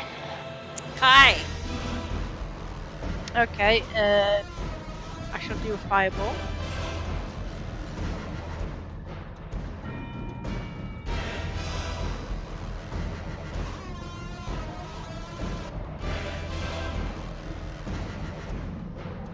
How do I do it now? Wait, are you doing a Say- fireball or a firebolt? Fireball. Like the circle. Shift. I think is to do a circle. But it fails. Fails to save. Yes. Oh, so I can do the damage. Yeah, you do full damage. All them dice. And they're vulnerable to that. Vulnerable. So you do like 56 damage of fire damage to this swarm. They just engulf in flames, and you hear like that. The smell is immediately overpowering the waft of burning flesh. You know, and there's like a wave of like hot air that comes off of it, and the mist that is thick kind of just dissipates temporarily in this area, and kind of like just frizzles away, so that like you have this like really clear view for a few moments of this burning pile of zombies, and you have not quite decimated this swarm of zombies. There's some left, but what remains is more like a collection of skeletons, charred bone. Hey. And I think that's it. That's all I can do. All right, Sygus sees you throw out this fireball, and he's like, oh! He lets out kind of like this jubilant kind of like shout of like huzzah. And he steps forward a bit, and he casts a thunder wave in the direction of the zombie swarm.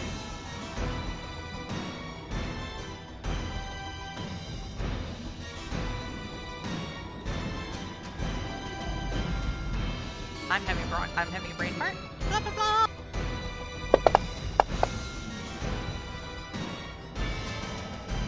And they roll a 15, which saves again.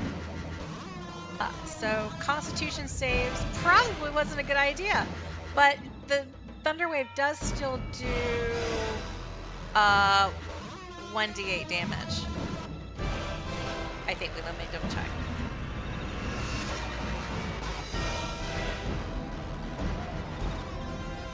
Yeah, 1d8.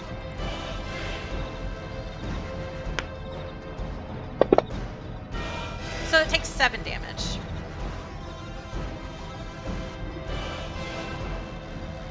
And so I guess he steps back like 5 feet. That's the movement he has left. But he is a little bit disappointed by the performance of that thunder wave.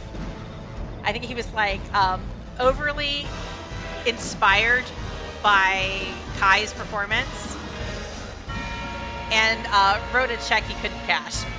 But Yelena, it's your turn. Okay, I'm gonna cast Hail of Thorns as my bonus action. And then I'm gonna start off by reserving my... I'm just gonna use regular arrows for this, and I'm just gonna shoot in the middle of that zombie swarm. How many are in the zombie swarm? Are you just rolling once, Bonnie, for the whole swarm? I'm rolling once for the whole swarm. For each swarm, rather than have like a dozen individual zombies on the map, I decided to do a swarm instead that represents having a dozen zombies on the map. So there's like 3 or 4 of them now, but we're treating them as one unit. Okay.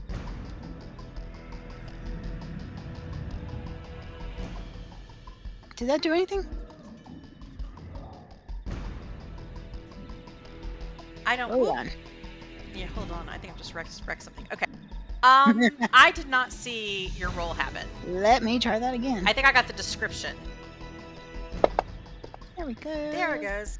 19 totally hits. All right, so I'm going to do just the regular damage.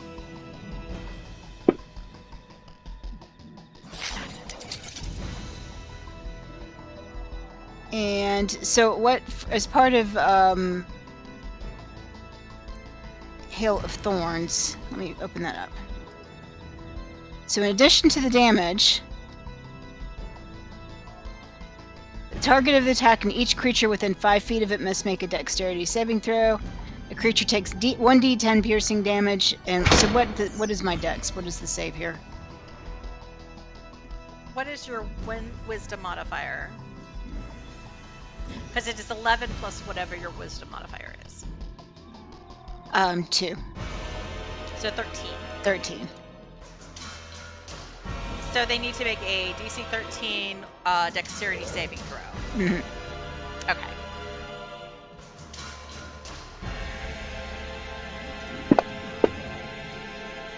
Zombie swarms are not very dexterous, so they fail.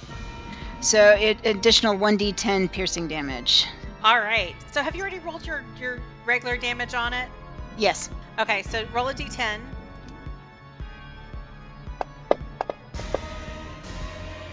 Nine. And So how are you we do doing? 9 more damage. There is one zombie still standing.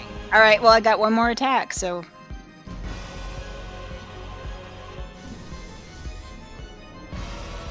There's so much more stuff on this. They changed things on this.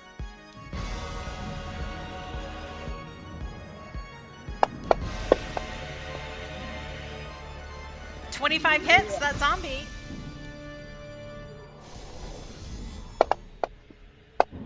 And you take it out with that last arrow. You take out the swarm. Awesome. It is decimated.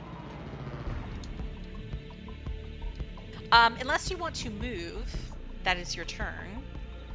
I'll stay put. I'm good. And then the second zombie swarm moves forward.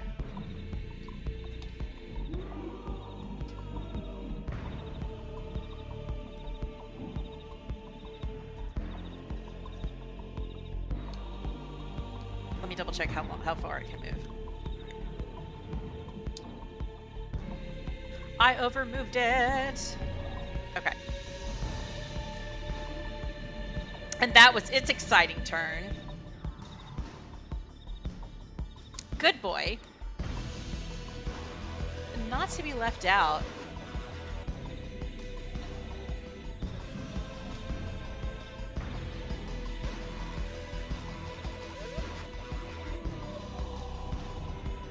Good boy runs forward, right up to the zombie swarm. And you see the puppy barks. "Ah, ah, ah!" And the puppy begins to sort of glow. And this little golden retriever starts to emanate a golden light. He's just radiating holiness. And as he radiates this holiness, this positive energy, the zombies have to make another Constitution saving throw.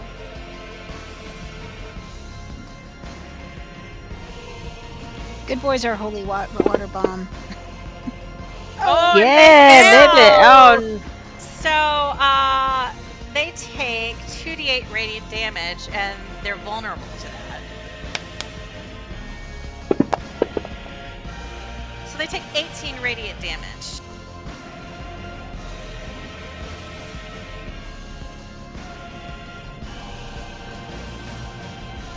And arf, arf! And you see after he does this like radiate thing, kind of crouches back, and he's like has a little doggy guarding stance.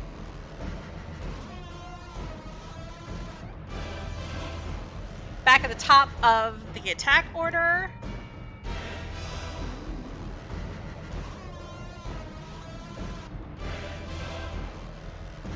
Cherish repositions herself, hoping that she's going to get a better aim this time.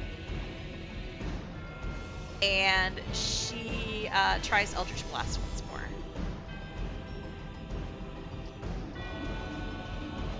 Oh, I just noticed something that's wrong with me. No wonder she sucks at Eldritch Blast. turns out she's not a wizard or a sock. I need to check her character sheet. It's not adding her plus to hit.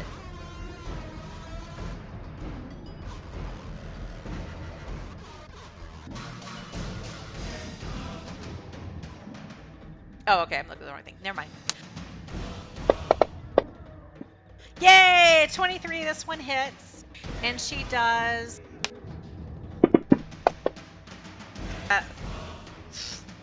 wait.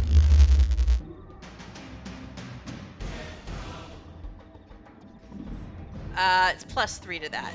So 3 plus 3, she does 6 damage. I keep dragging from the wrong Eldritch Blast entry on her character sheet.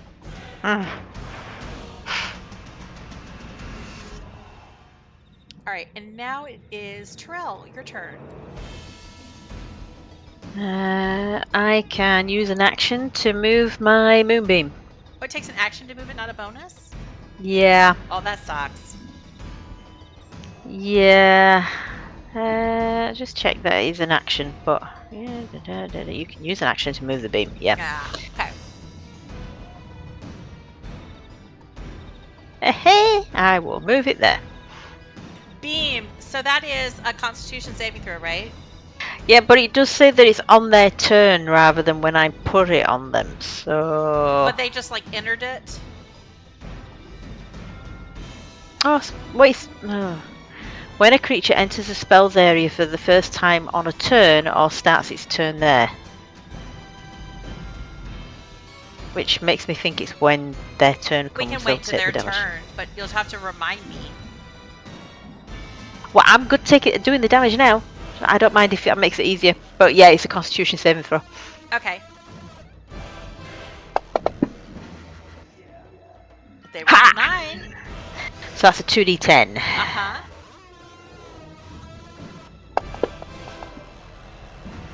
Okay, it's could have been radiant, worse. so they take 16 damage.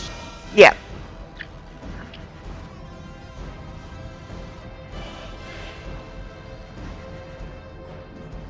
All right, unless you want to, do you want to move? Yeah, I'm going to move closer to Good Boy because I'm then within 5 feet of him. Okay. And Polton Gray, he does another bolt out of his hand crossbow.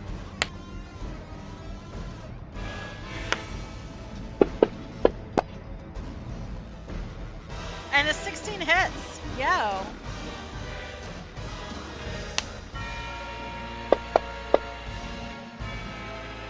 Doing 8 damage. That's Bolton. Now it's your turn, Kai. Did we say we were going to have a long rest at some point? Yeah, we're also gonna have a little adventurous break as soon as combat is done. Okay. I'll do another fireball then, if we're going to have a long rest. Okay, well, I'll do a dexterity saving throw. Unless you're doing it right now. Oh, You did. So they save, so they take half damage, but it's fire, so it's gonna be like normal damage, so 29. That's not bad for, like, no benefits to it.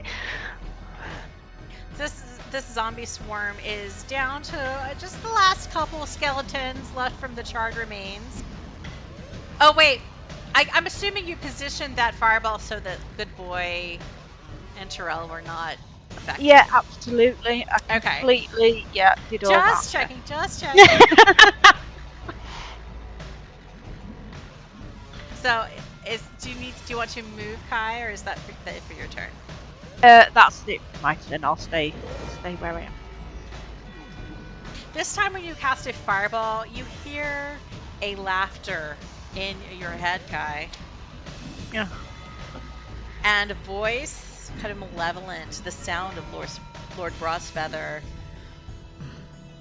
whispers in your head. Destruction calls you. You have a predilection for the arcane that sears and rends the flesh. Yes! And he cackles in your head.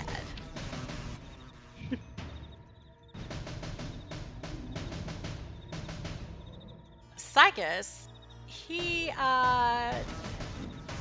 tries a little bit of nothing fancy this time. He just shoots a little lightning lure at what's left of the zombie swarm, which is a strength saving throw for them.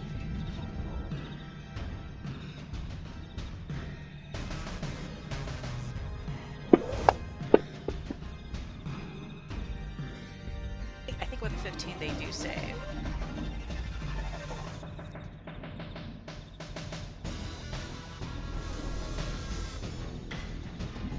Yeah, his DC is 13. And I'm pretty sure that doesn't do anything since they saved. Man, I did not think Sygus would suck so much. But he really is sucking outside of his little turret. Okay, so yeah, that doesn't do anything. It is Yelena's turn. Alright, since it worked so well the last time, I'm going to do Hail of Thorns again, and take a shot.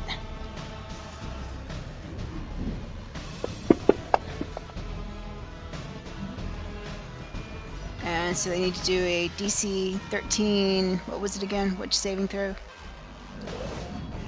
Dexterity saving throw. Dexterity? Okay. Mhm.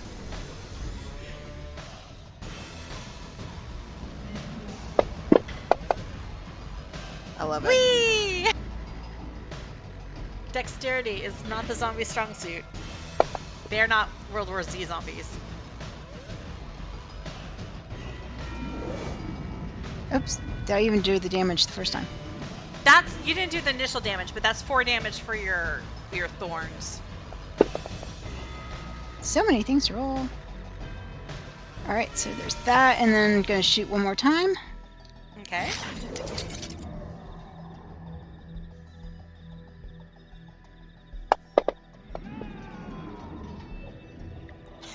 It's still a hit. Oh my god. They're zombies, you know? I know, it's kind of amazing. They're slow, they're not super defensive.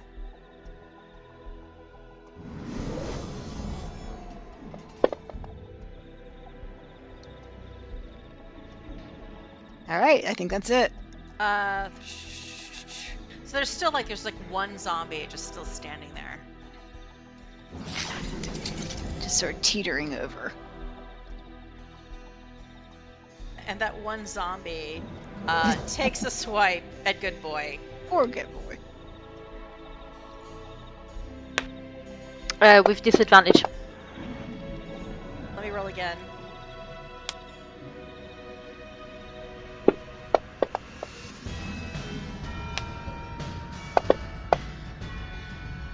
Ah! Well, an 8 misses Good Boy. That one zombie, almost falls over. Doesn't hit Good Boy. Good Boy's like, arf, arf, arf! In response, Good Boy bites the arm of this zombie that tried to swing at it. But just misses. He got overly excited. Oh no! But we're back to the top of the order. Back to Cherish, and Eldritch Blast never goes out of style. And she hits with a 19. And that last blast impacts the final charred skeleton remains that stands there that was once the swarm of zombies, and it just shatters like a bowling ball hit it. The bones fragments flying in all directions. And that swarm of zombies is out of the picture. Yay! Woohoo! So you have a moment of quiet as you cut through these two large collections of undead that were set to guard the entrance and block the road. And you hear sounds in the distance of the dead scrambling and forces regrouping to have another wave of attack.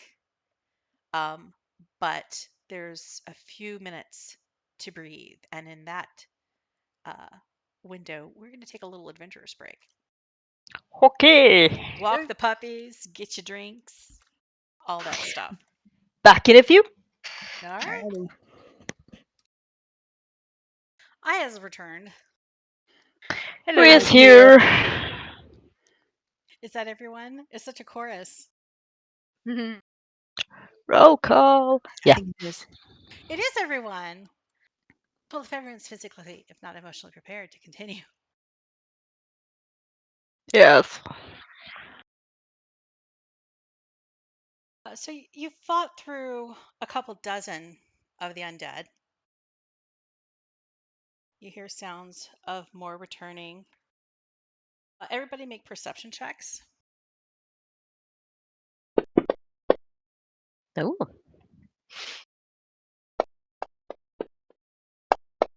Darn. Does that mean I get an inspiration? You do get inspiration for that Yay. terrible roll. Yelena, you have a hard time kind of pinpointing the direction because the mists have crept back in the wake of the fireballs, and now things seem to start. It's getting thicker, and the obstruction you start to be concerned that it's going to be palpable and might start acting as cover. It's getting a little bit too thick, too much like that fog cloud spell that you know. But Terel, you can tell from the sounds coming that there's actually another group of undead.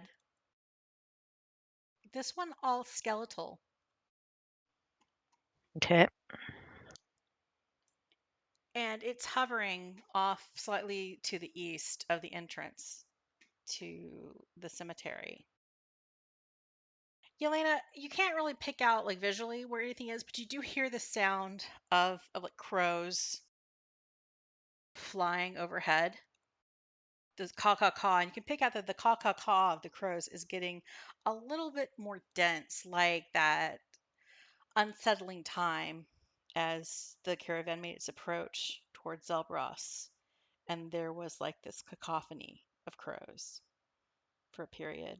That night that you first spotted the figure of Lord Brossfeather on his nightmare steed.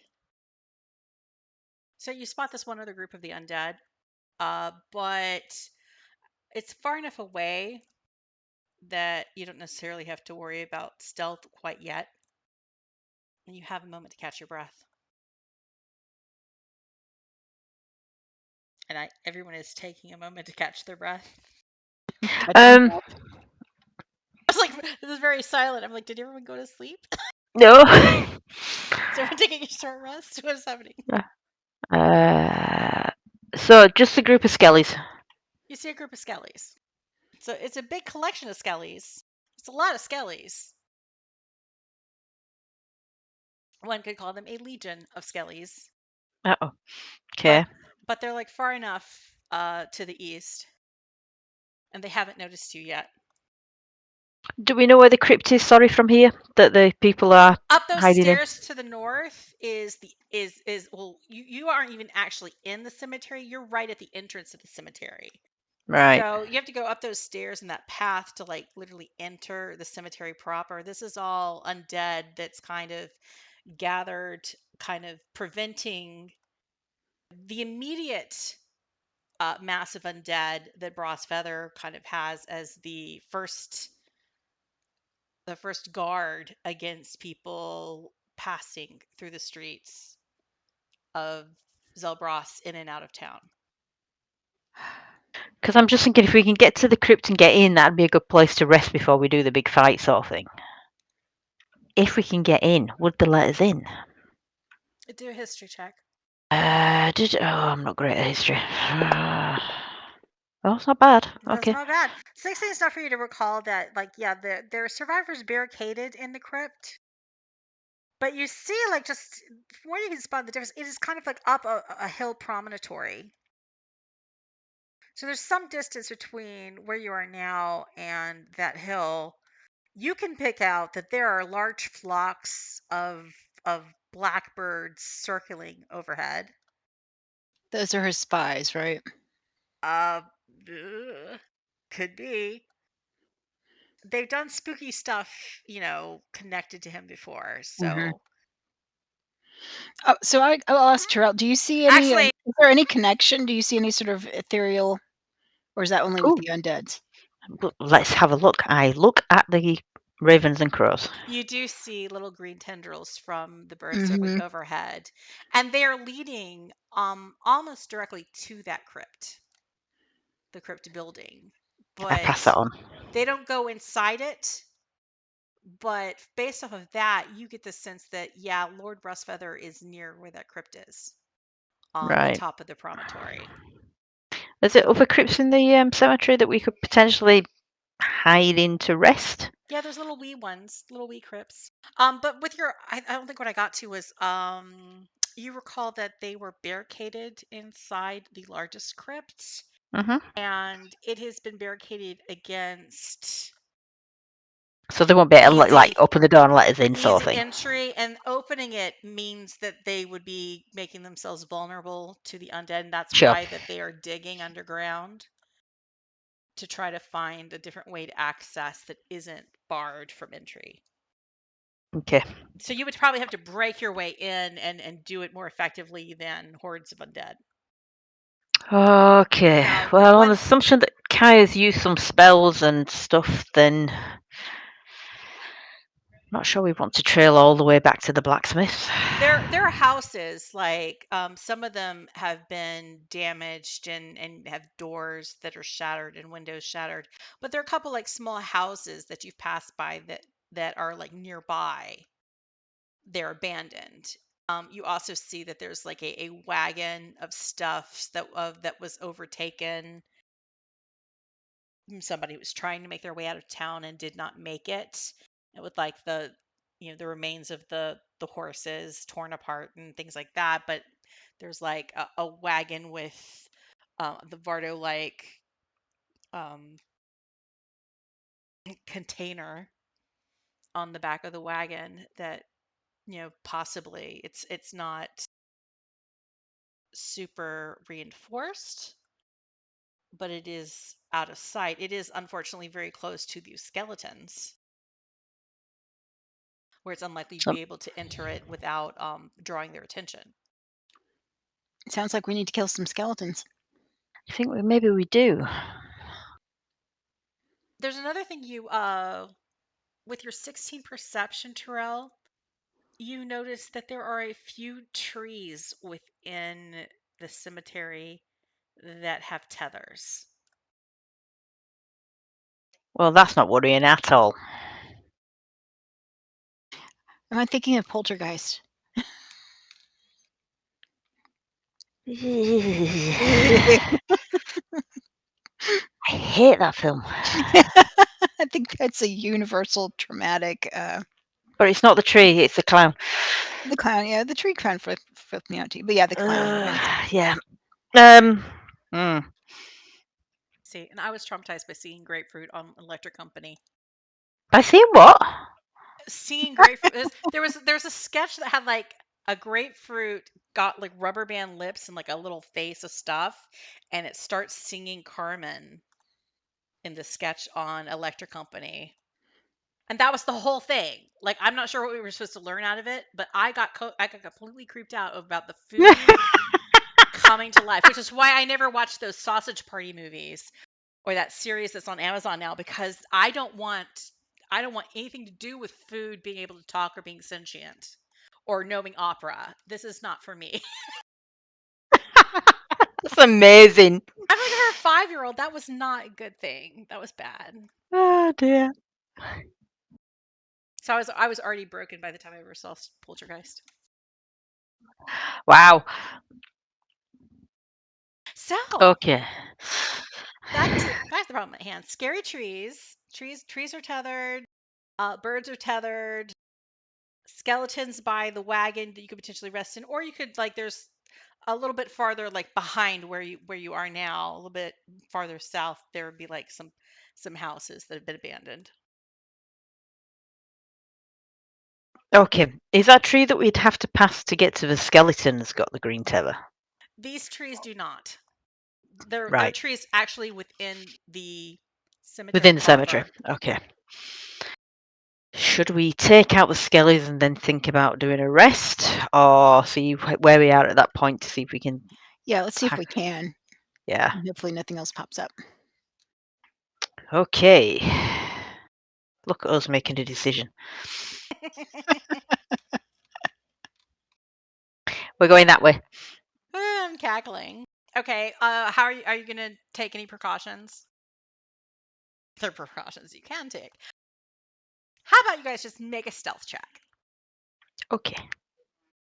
I don't understand how I've got a +1 to This is gonna be a stealth. combined thing. Well, it's a good job you two rolled better than me.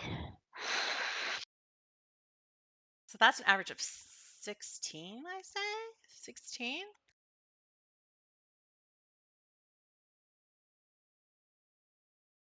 Yeah. Yeah, the skeletons didn't notice you. As you move forward, they don't notice anything. Are we sticking with the same initiative order? No, if you get into combat, you will reroll initiative. Right. So we're going to try and bypass the skellies, or? No, we're going to try and take them out. All right, okay. In fact, I'm going to start rolling initiatives for people now, just for the next time we get into combat, for the NPCs. Okay, what's my speed? I've forgotten. 30. So you're adjusting your skills accordingly? Well, I have. Yeah, I have. Well, you're way back there. I'm in range of a fireball. All right. I'm bit. All right. Polton stays with you, Kai.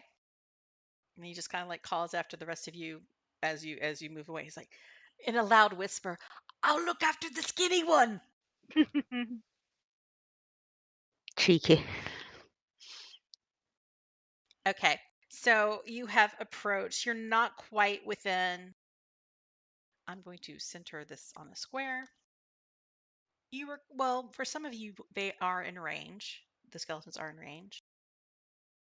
What are you doing? I mean, I was going to drop my last moonbeam on him. Then,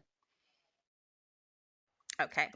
unless you guys think that's, but it's just like instant damage to him. So Yeah. I'm going to moonbeam them. No objections? No objection for me. Mm-mm. Okay. boom. Right, con save, please.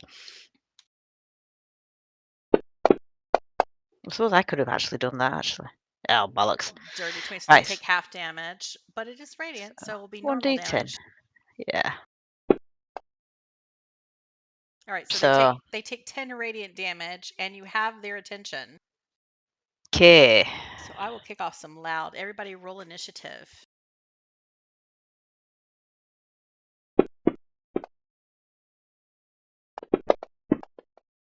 Loud zombie music again. Start off with a dissonant chord. It's like me playing the piano.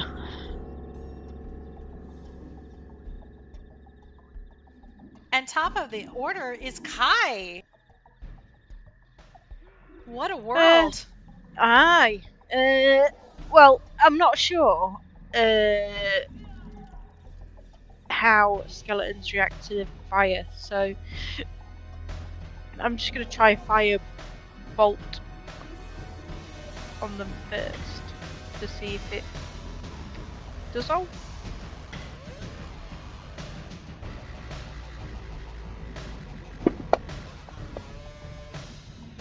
Well, 17 hits.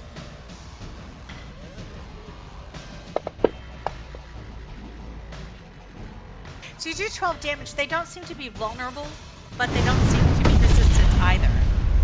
Lovely jubbly. And that's my turn. Very dull. Alrighty.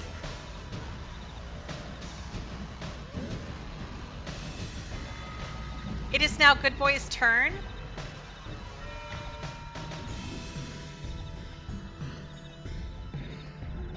Good Boy runs forward and he radiates again.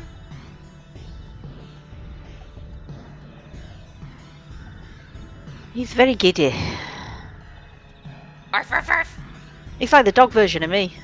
He's an enthusiastic puppy and he likes to smite the evil.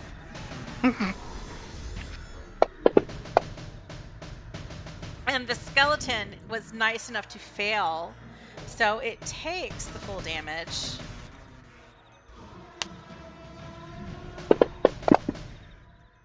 $14 damage.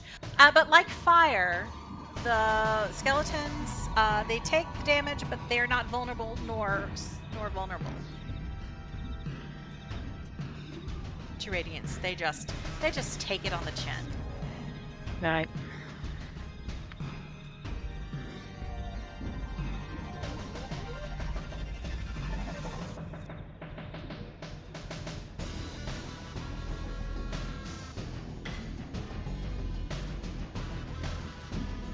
Zygus moves forward a little bit, and he pulls together the rubble from the various wood and stone of things that have been broken down, and he casts Catapult.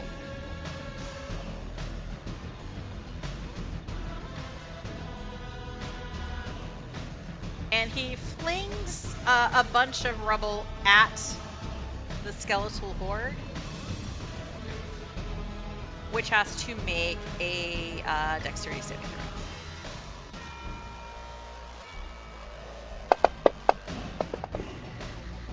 And for fuck's sake, they save.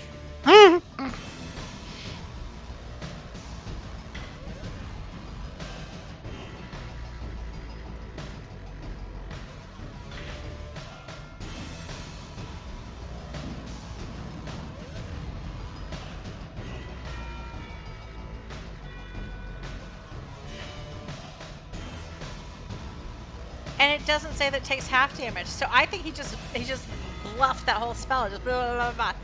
He like throws this debris in the direction of the skeletons, and he whiffs the throw, and it like flies overarches the skeleton legion, and misses them entirely. You just see hangdog shoulders Poor Sygus. of Sygus. He's not having a good evening. Yeah, this has not been the greatest zombie invasion that he has ever experienced. Yelena, it's your turn. Gonna keep going with what's working. Hail of Thorns. And I'm gonna shoot.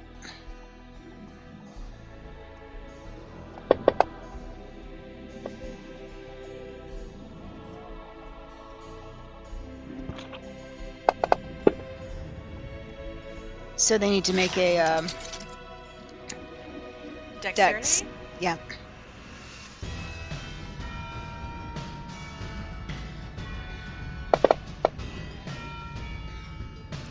I love it. 14. Oh no, they do save. Okay. Which, that just saves, right? Your Yeah, 14 just is save. your DC? So they have to take half of this. Okay. They take So 3 three. damage, Mm-hmm. and you haven't rolled your normal damage yet, have you? Or you Yeah, have? I did, Okay. yeah. But I get another attack. Right.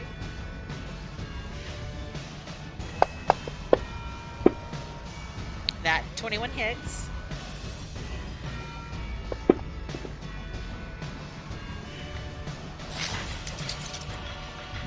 Alrighty. That's what I can do. Okay, you've broken through about half of these skeletons at this point. Nice. I like Hail of Thorns. That is a useful one. When they're all clustered together. Terel, it's your turn. Okay. Go join my good buddy, good boy, and hit them.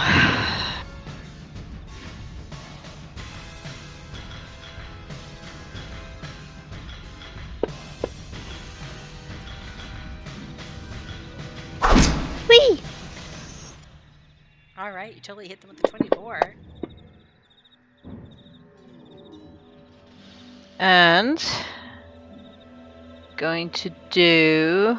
What am I going to do? You say they don't take radiant damage. They take it. They just don't. They aren't vulnerable. Okay. Wait, let me check something. Wait, is 16 your damage? Yes.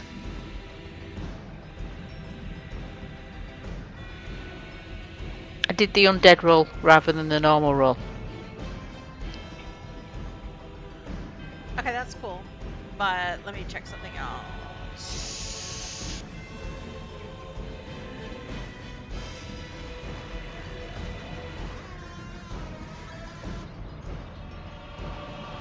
I'm trying to like figure out. Okay, so you had 4 plus 3 is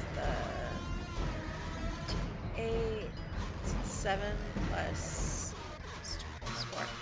That should have been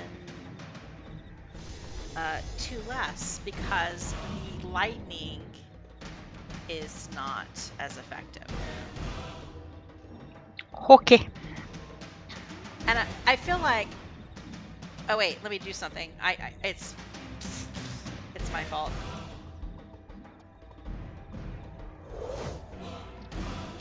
I put electric down as lightning as the resistance of lightning, so it didn't register in fantasy grounds.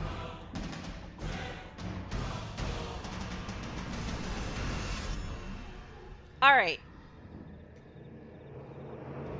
So you've done that. Is there a bonus action or? Yeah, I was going to do a divine smite. Okay.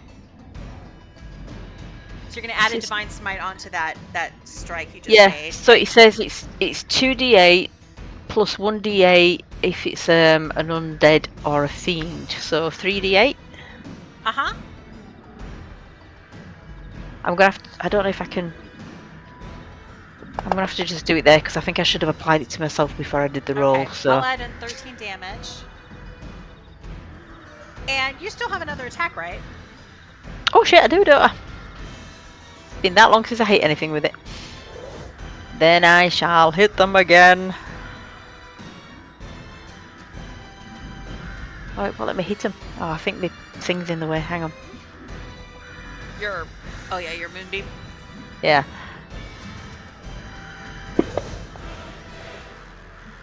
Yes, you hit with a 22. And I'm just going to do a normal attack. I'm not going to do an extra this time. Woo! Well, that doesn't look like a normal attack. No. All right. So let's say that I did do another one then. I'm not sure what happened there. I think I must have had the. I clicked on the effect for Divine Smite on the last one, and I think it must have applied to me. So let's. I've filled in another spell slot. I feel like you would have had enough weight because you had like 13 plus 5. So, like, it was 18 even without anything else. And then another point of lightning damage. And I think that 14 would have been enough to take it out anyhow without any smitage. So let's say, like, you smite through the remaining skeletons in this legion. And it be defeated. Dead bones! There's, like, a circling caw-caw-caw of crows.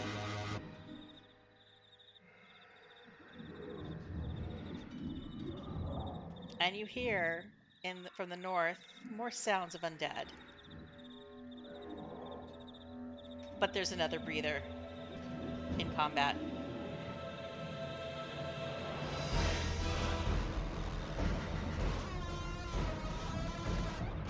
Right.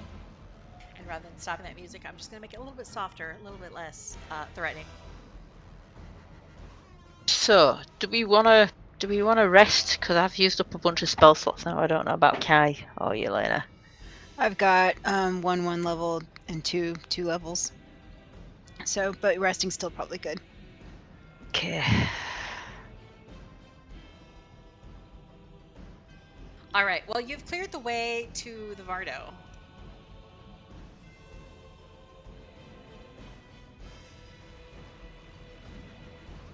So you could like rest in the back of this wagon, like just be able to like get everybody into the back of it, or you could retreat a little and to try one of the houses that are abandoned alongside the road. Thoughts?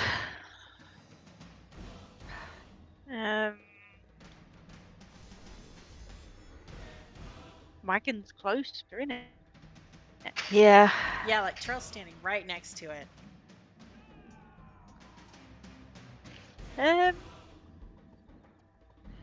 Sure, we'll get cozy in the back of a wagon.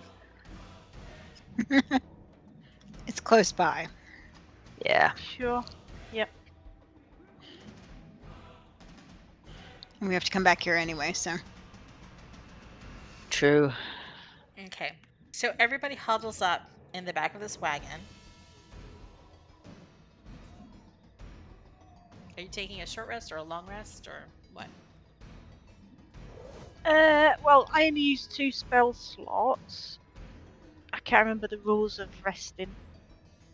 Well, if we do a short rest, will we get short rest? You can do arcane recovery and get one of your level 3 spell slots back. But that doesn't help me or Yelena, does it? No, it doesn't help you guys. If you do a long rest, yeah, you can take a long rest. It'll be like 8 hours in the back of this wagon. Just tell me how you're proceeding with your long rest. Okay. I think Sygus is the only other person who's used spells. He's used one of his level 2 and one of his level 1 slots. Should we do long rest then? Yeah, let's do a long rest. Do you want to look at those spells? From your book? The Dead Tongue? You'll have an extra 4 hours, Kai, in the nap time. Yeah. Where you're just twiddling your thumbs while everybody else snores. So, because they're all 3rd level, which I don't have at all. So, Blood Armor, Blood Offering, Dark Heraldry, and Shroud of Death. Okay. How do I should I just pass these over to Kai, or can you do that? Pass the item over to Kai. The scribblings in dead tongue, so he can see the descriptions of the spells.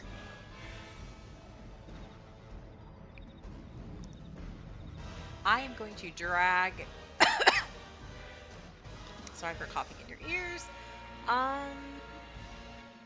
will drag the item over to Kai's inventory. No, wait, I'm actually only dragging it to Terel. Terel doesn't want that. Where's Kai? Nope. There's Kai.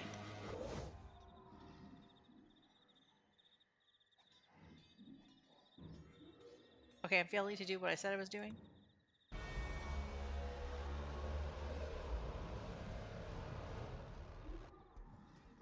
All right, scribblings and dead tongue. That's in your inventory now, Kai. Okie dokes. I'm not 100% certain that means you'll be able to read the spell links now because weird stuff happens. Hmm.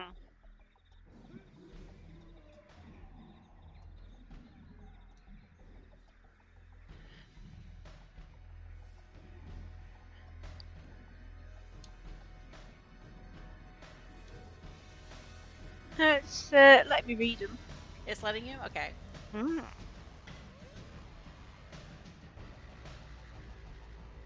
So does that mean Kai can learn them? Kai can learn them. I'm not sure. Well, he can't learn the level 4 one because he's not of high level yet. But the other ones he can learn. I think he only has enough supplies to put one of them in his spellbook.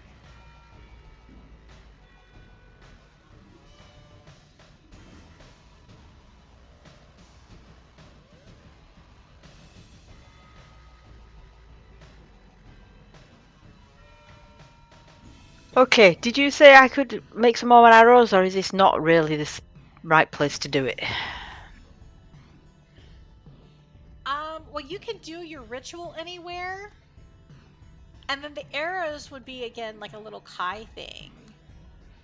You have, like, I think 2 things of holy water that you crafted already that you didn't do anything with. So Guy could also use a couple of his hours because it would only take him like a couple hours to learn one of those spells. Okay. And he'd have a couple hours free to try crafting arrows. Mm-hmm. Okay, so I've currently got 3 flasks of holy water according to my notes from last session. I don't know if that's in my inventory or not.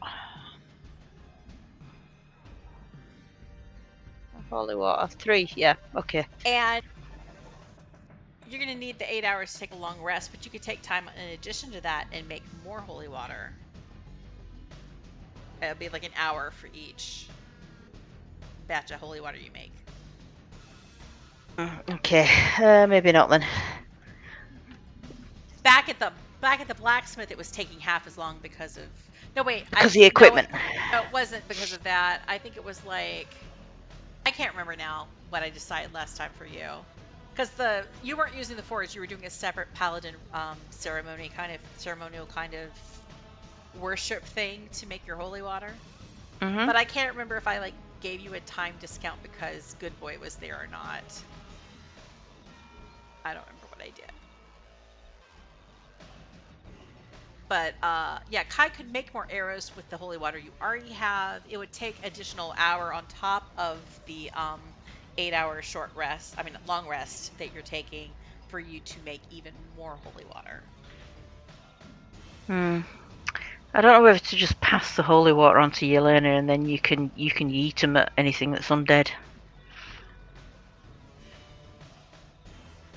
The power of yeet. Yeet. Yeah, I feel you have a better chance of yeeting them than I do. That works for me. Okay. I guess in the meantime, I can be reading some more. Well, everybody's like the base thing is that 8 hours y'all are long resting. Okay. Except for Kai. Kai's the only one who had like 4 extra hours because he's an elf. He meditates. That's right. Okay. And only takes half the time. So we're napping. Yep, 3 flasks of holy water in the part sheet. So if Kai is making more ammunition, roll a roll an Arcana check.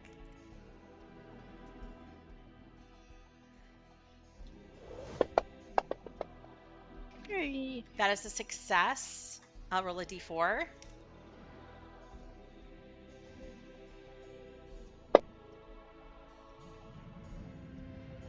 You make 2 more holy arrows, so I'll up that on Yelena's sheet. Super. If I want to put one of these spells in my spell book, what do I do? We'll take all the paper out of your inventory. For one. I'll change it to 0 paper. 0 paper! And just drag the spell to your actions tab. Okay.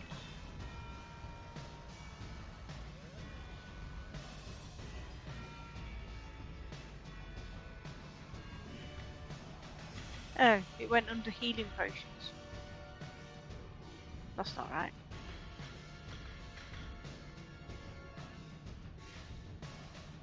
Dark Heraldry? Okay. I Yeah. will change it. What's his spell? Dark heraldry. What does that do? Ooh. Okay, let me add a space. Oh, I've got too many spells. Oh no. Hey, never mind. Let me do it the old-fashioned way. She says as she wrecks your sheet. Okay, it's where it's supposed to be now. I gotta figure out how to get rid of the one that's not supposed to be there.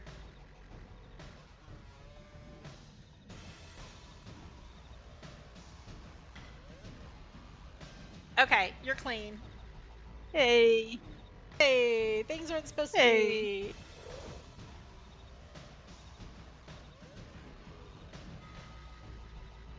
Someone roll a d20 as you settle down for your long rest.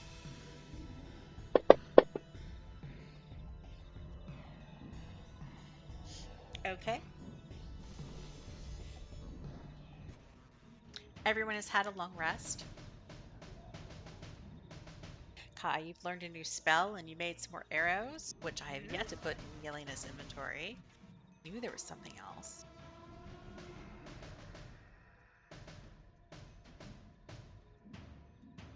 Don't forget the holy water, Yelena.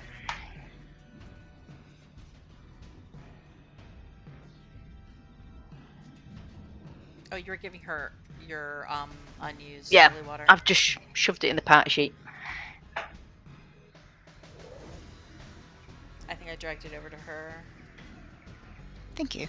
You did.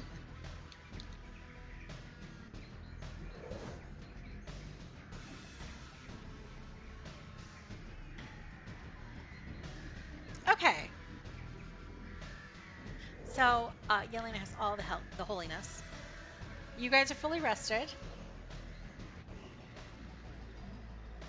As you wake up, you give the stretch, this cramped back of Vardo. You hear scratching outside the wagon.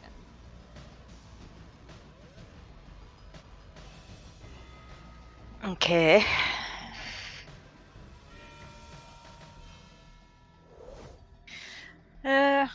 Who's gonna peek their head out first?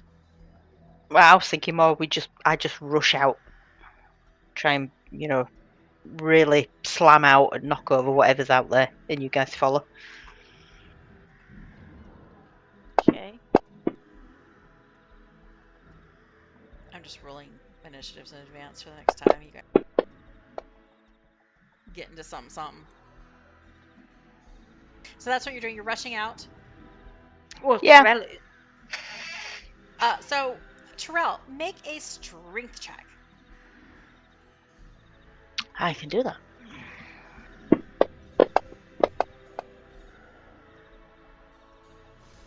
All right, a 16.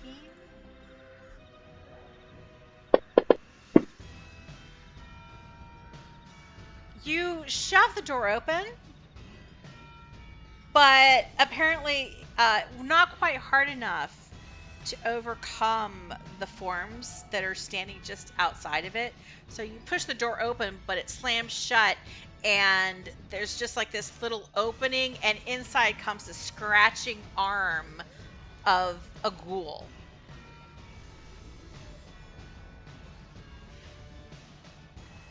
And it claws at you, Terel. Misses, but you're like, whoa! That did not go the way you planned. Everybody roll initiative.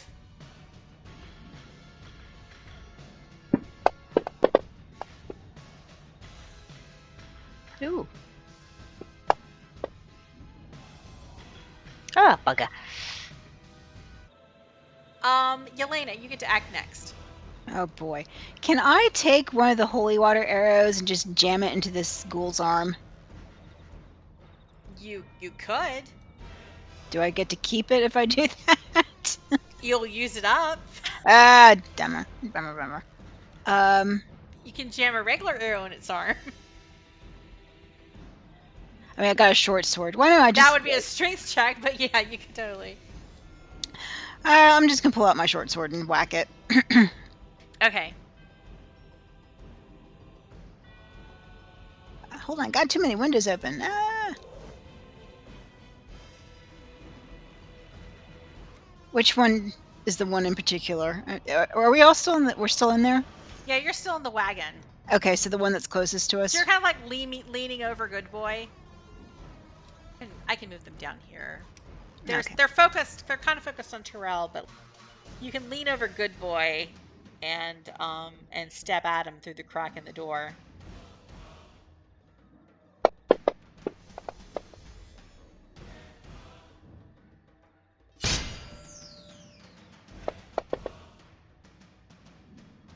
You do 8 damage with your strike. All right, do another one.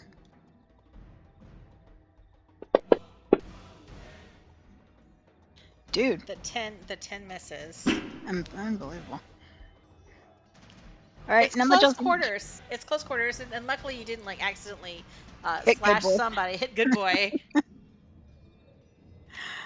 Oh God, is there any other way out of this thing, or is that the only Not entrance? unless you break through like the roof. Can I take a look up? Do I see anything? You see the roof of the Vardo. Does anything look vulnerable, like a good, tasty spot to be? Make an investigation check. I swear you guys are gonna roll a d20 eventually. You're gonna roll a nat 20 eventually. I can't be the only one this time. All Not right. today. You're like, it's wood. I don't know what to do. All right, I guess I am done for right now. Do I need to move out of anybody's way here? Get in line. You could choose to flip your position with somebody who's behind Yeah. you. Do you want to trade positions with like Sygus or something? I guess it doesn't technically matter, does it? It's just mean- it's just funny. Yeah, for melee attacks, you gotta kind of like either be where you are or where Terel is, or where Good Boy is. All right, I'll go to the back. All right. So we're now forming an orderly queue to attack the That's ghouls. right. We're just gonna go in rotation. It's like How very British. it is. It's very very British. So the ghoul claws at Terel again. But God, I'm rolling consistently. It misses, and Terel, it is now your turn. Then I'm gonna attack. I'm it. assuming. Oh, there's no attack of opportunity, right? Because I'm not technically really disengaging. I'm just sort of making room. Yeah, like because it's just like a little crack in the doorway. Okay. I don't think there's really like as much. If like Terel were to move or Good Boy were to move, they might get a swipe. Mm.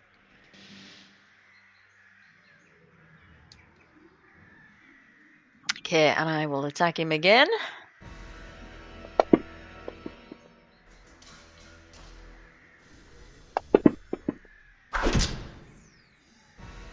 All right. So Boom. your 2 strikes, like whack, whack. You make 2 strikes through the crack in the doorway on one of these ghouls, and you take it out. There's still 1 ghoul left.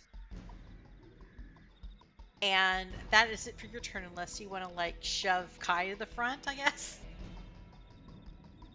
I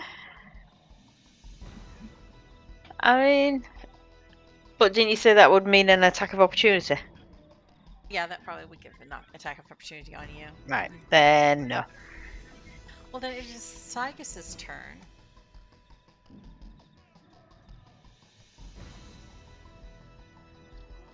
What is he going to do? He's just going to try to do a lightning lure on this thing, because there's not much else he can do.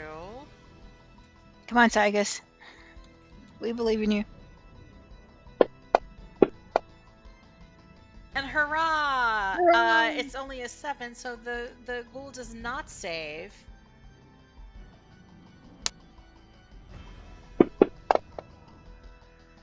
And does 7 damage to the ghoul. Now, as you see this lightning kind of flare out from Sygus' hand, it wraps around exposed like arm claw of the ghoul and wraps around, and he can yank it further in. So he yanks a little bit, and now this ghoul is...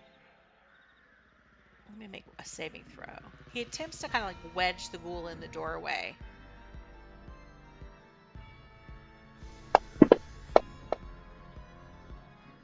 Wait, I already did saving throw, but he like fails again anyway.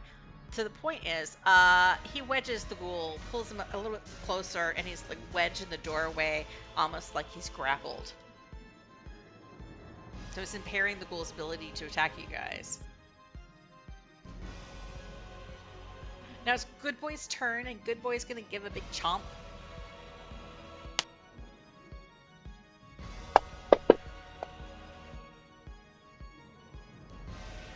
But he misses, because I'm not good at doing anything.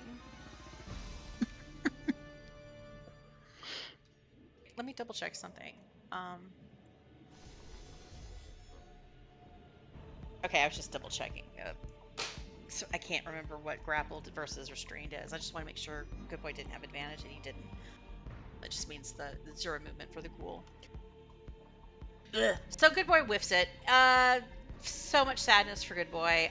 Cherish's turn. She does the oldie Eldritch Blast.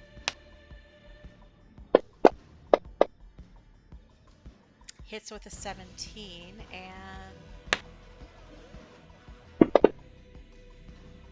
she does 11 damage. Kai, you're up. Right. I think I'll do a firebolt on the thing. All right. Where are you going? I'm just moving out, so I can. There's nobody in my way, Okay. But you're still technically in there, so just don't roll a natural 1 or whatever. Right, hang on a sec then.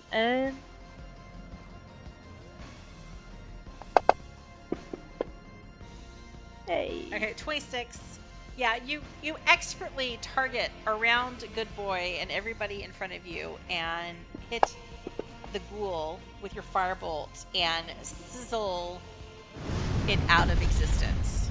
Hey.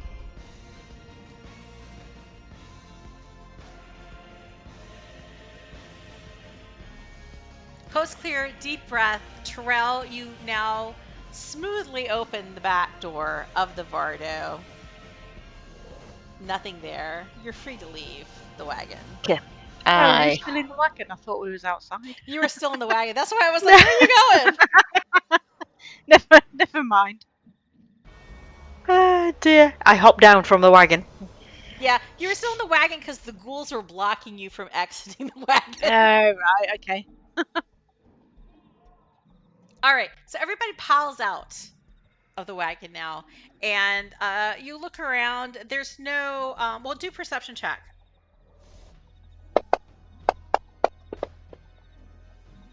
There you go. There's my nat 20.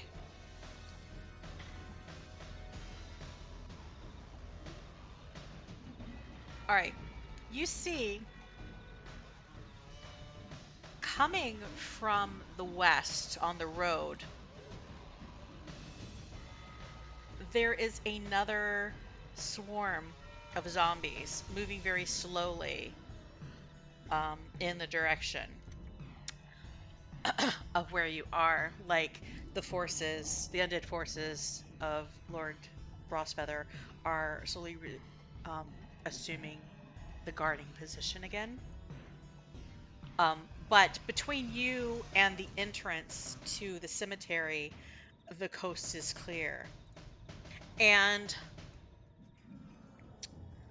with a 25 with a natural 20, Yelena, I would also say that you see, while you can't see the tethers like Terel can into the ethereal plane,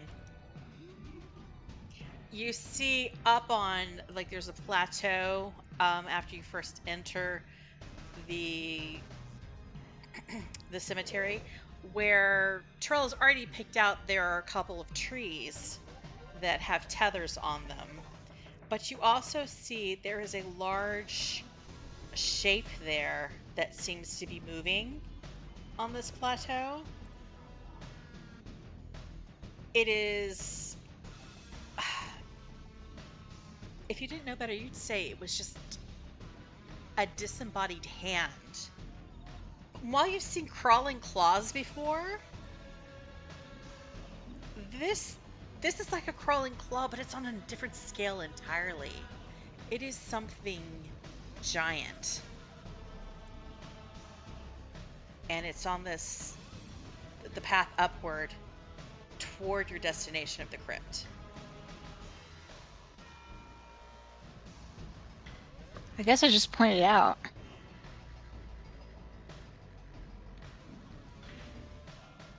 I mean, is it like a giant's hand or something? How are they made? What do I know about them? How are they made? Can I see it? Can I see it when Yelena points it out? Let me just share a picture of what Yelena picks out. It's like a giant crawling hand. What's the size of it? Massive compared to a humanoid hand that wait. you've encountered before. What is it? Taller than us, or animal size, like a horse size? Bigger. Oh, cool! You can ride it like a mount. Like a giant, yeah, like a giant lost It would be its kind of hand. awesome. Make a steed out of that. And it's crawling in between where these tethered trees are that Terel had pointed out before. You also notice that, oh yeah, there's birds circling overhead, and you don't like that because that might make flying tricky.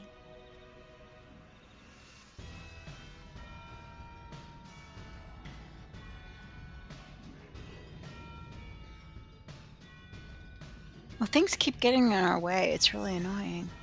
It's almost like Lord Brossfeather has it out for you. shocking.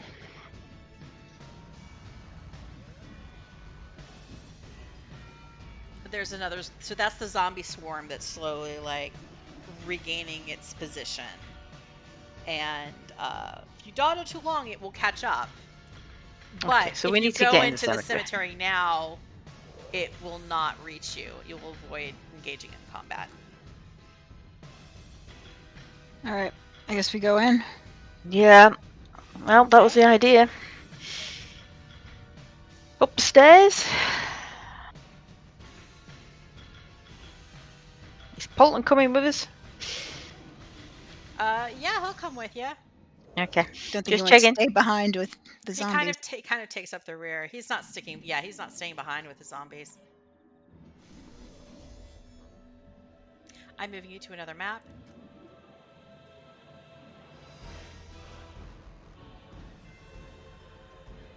I'm going to reveal a little bit more of this because Terel has picked out some of the trees. So that tree's not safe. And there's a tree like over there that's not safe. Right, so the one to the northwest and the one directly east? Or the northeast? So I'll say like this is the base of like of where you start reaching the crypts. And the hand that you have seen, the giantish hand.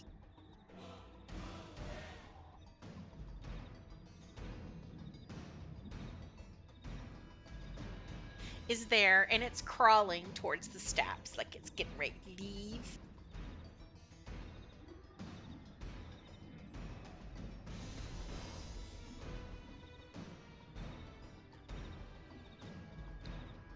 The steps to its right.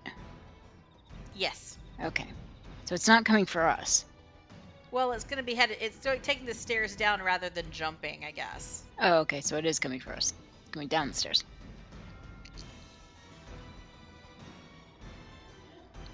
Now I kind of want to see it jump.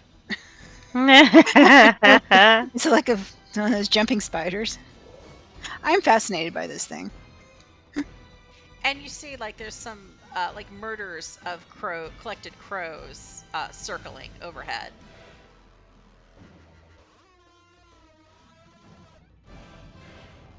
And I just realized it's 4 o'clock. So rather than get too much farther, you've gotten into Told the... you. Man, It's gonna oh be man. October! It's gonna be October. Deliberating over everything. So... Well, at least it'll be spooky season. Exactly. Gear timber. We'll resume with this next phase of getting through the cemetery, because you made it through the front door basically We're getting there. with care and Oh, dear. consideration. But as you make it through the front door, Kai, you hear a whisper in your head again. The voice of Lord Brossfeather. He likes you. Why me? You've dabbled in the knowledge. Make a wisdom saving throw, Kai. Okay.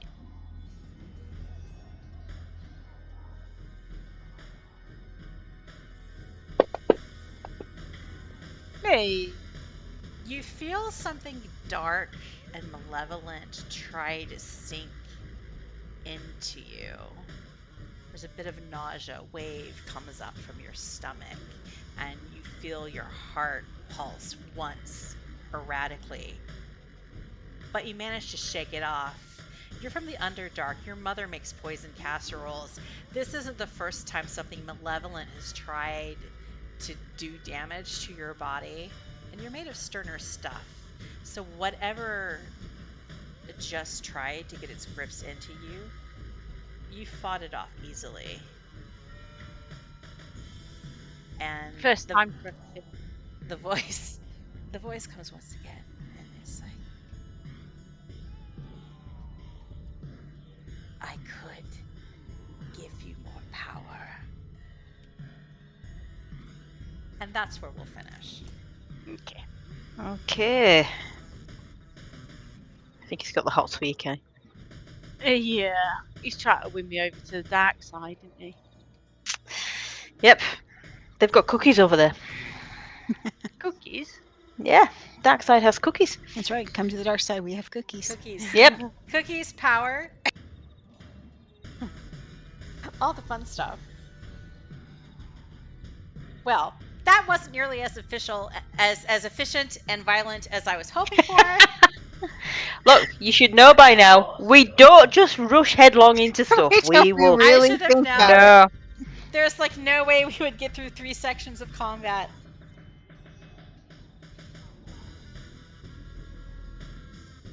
But hey, that just means more combat for next time. Yeah, at least we know where we are. Next time, we don't have to make any decisions because we've got the baddies on the map, and all we have to do is roll initiative and kill them.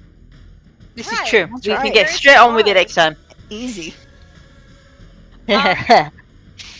So the third weekend in September, so it'll be like 5 weeks before we play again. And that would be September 21st. Is that cool with everybody? I have nothing on my calendar.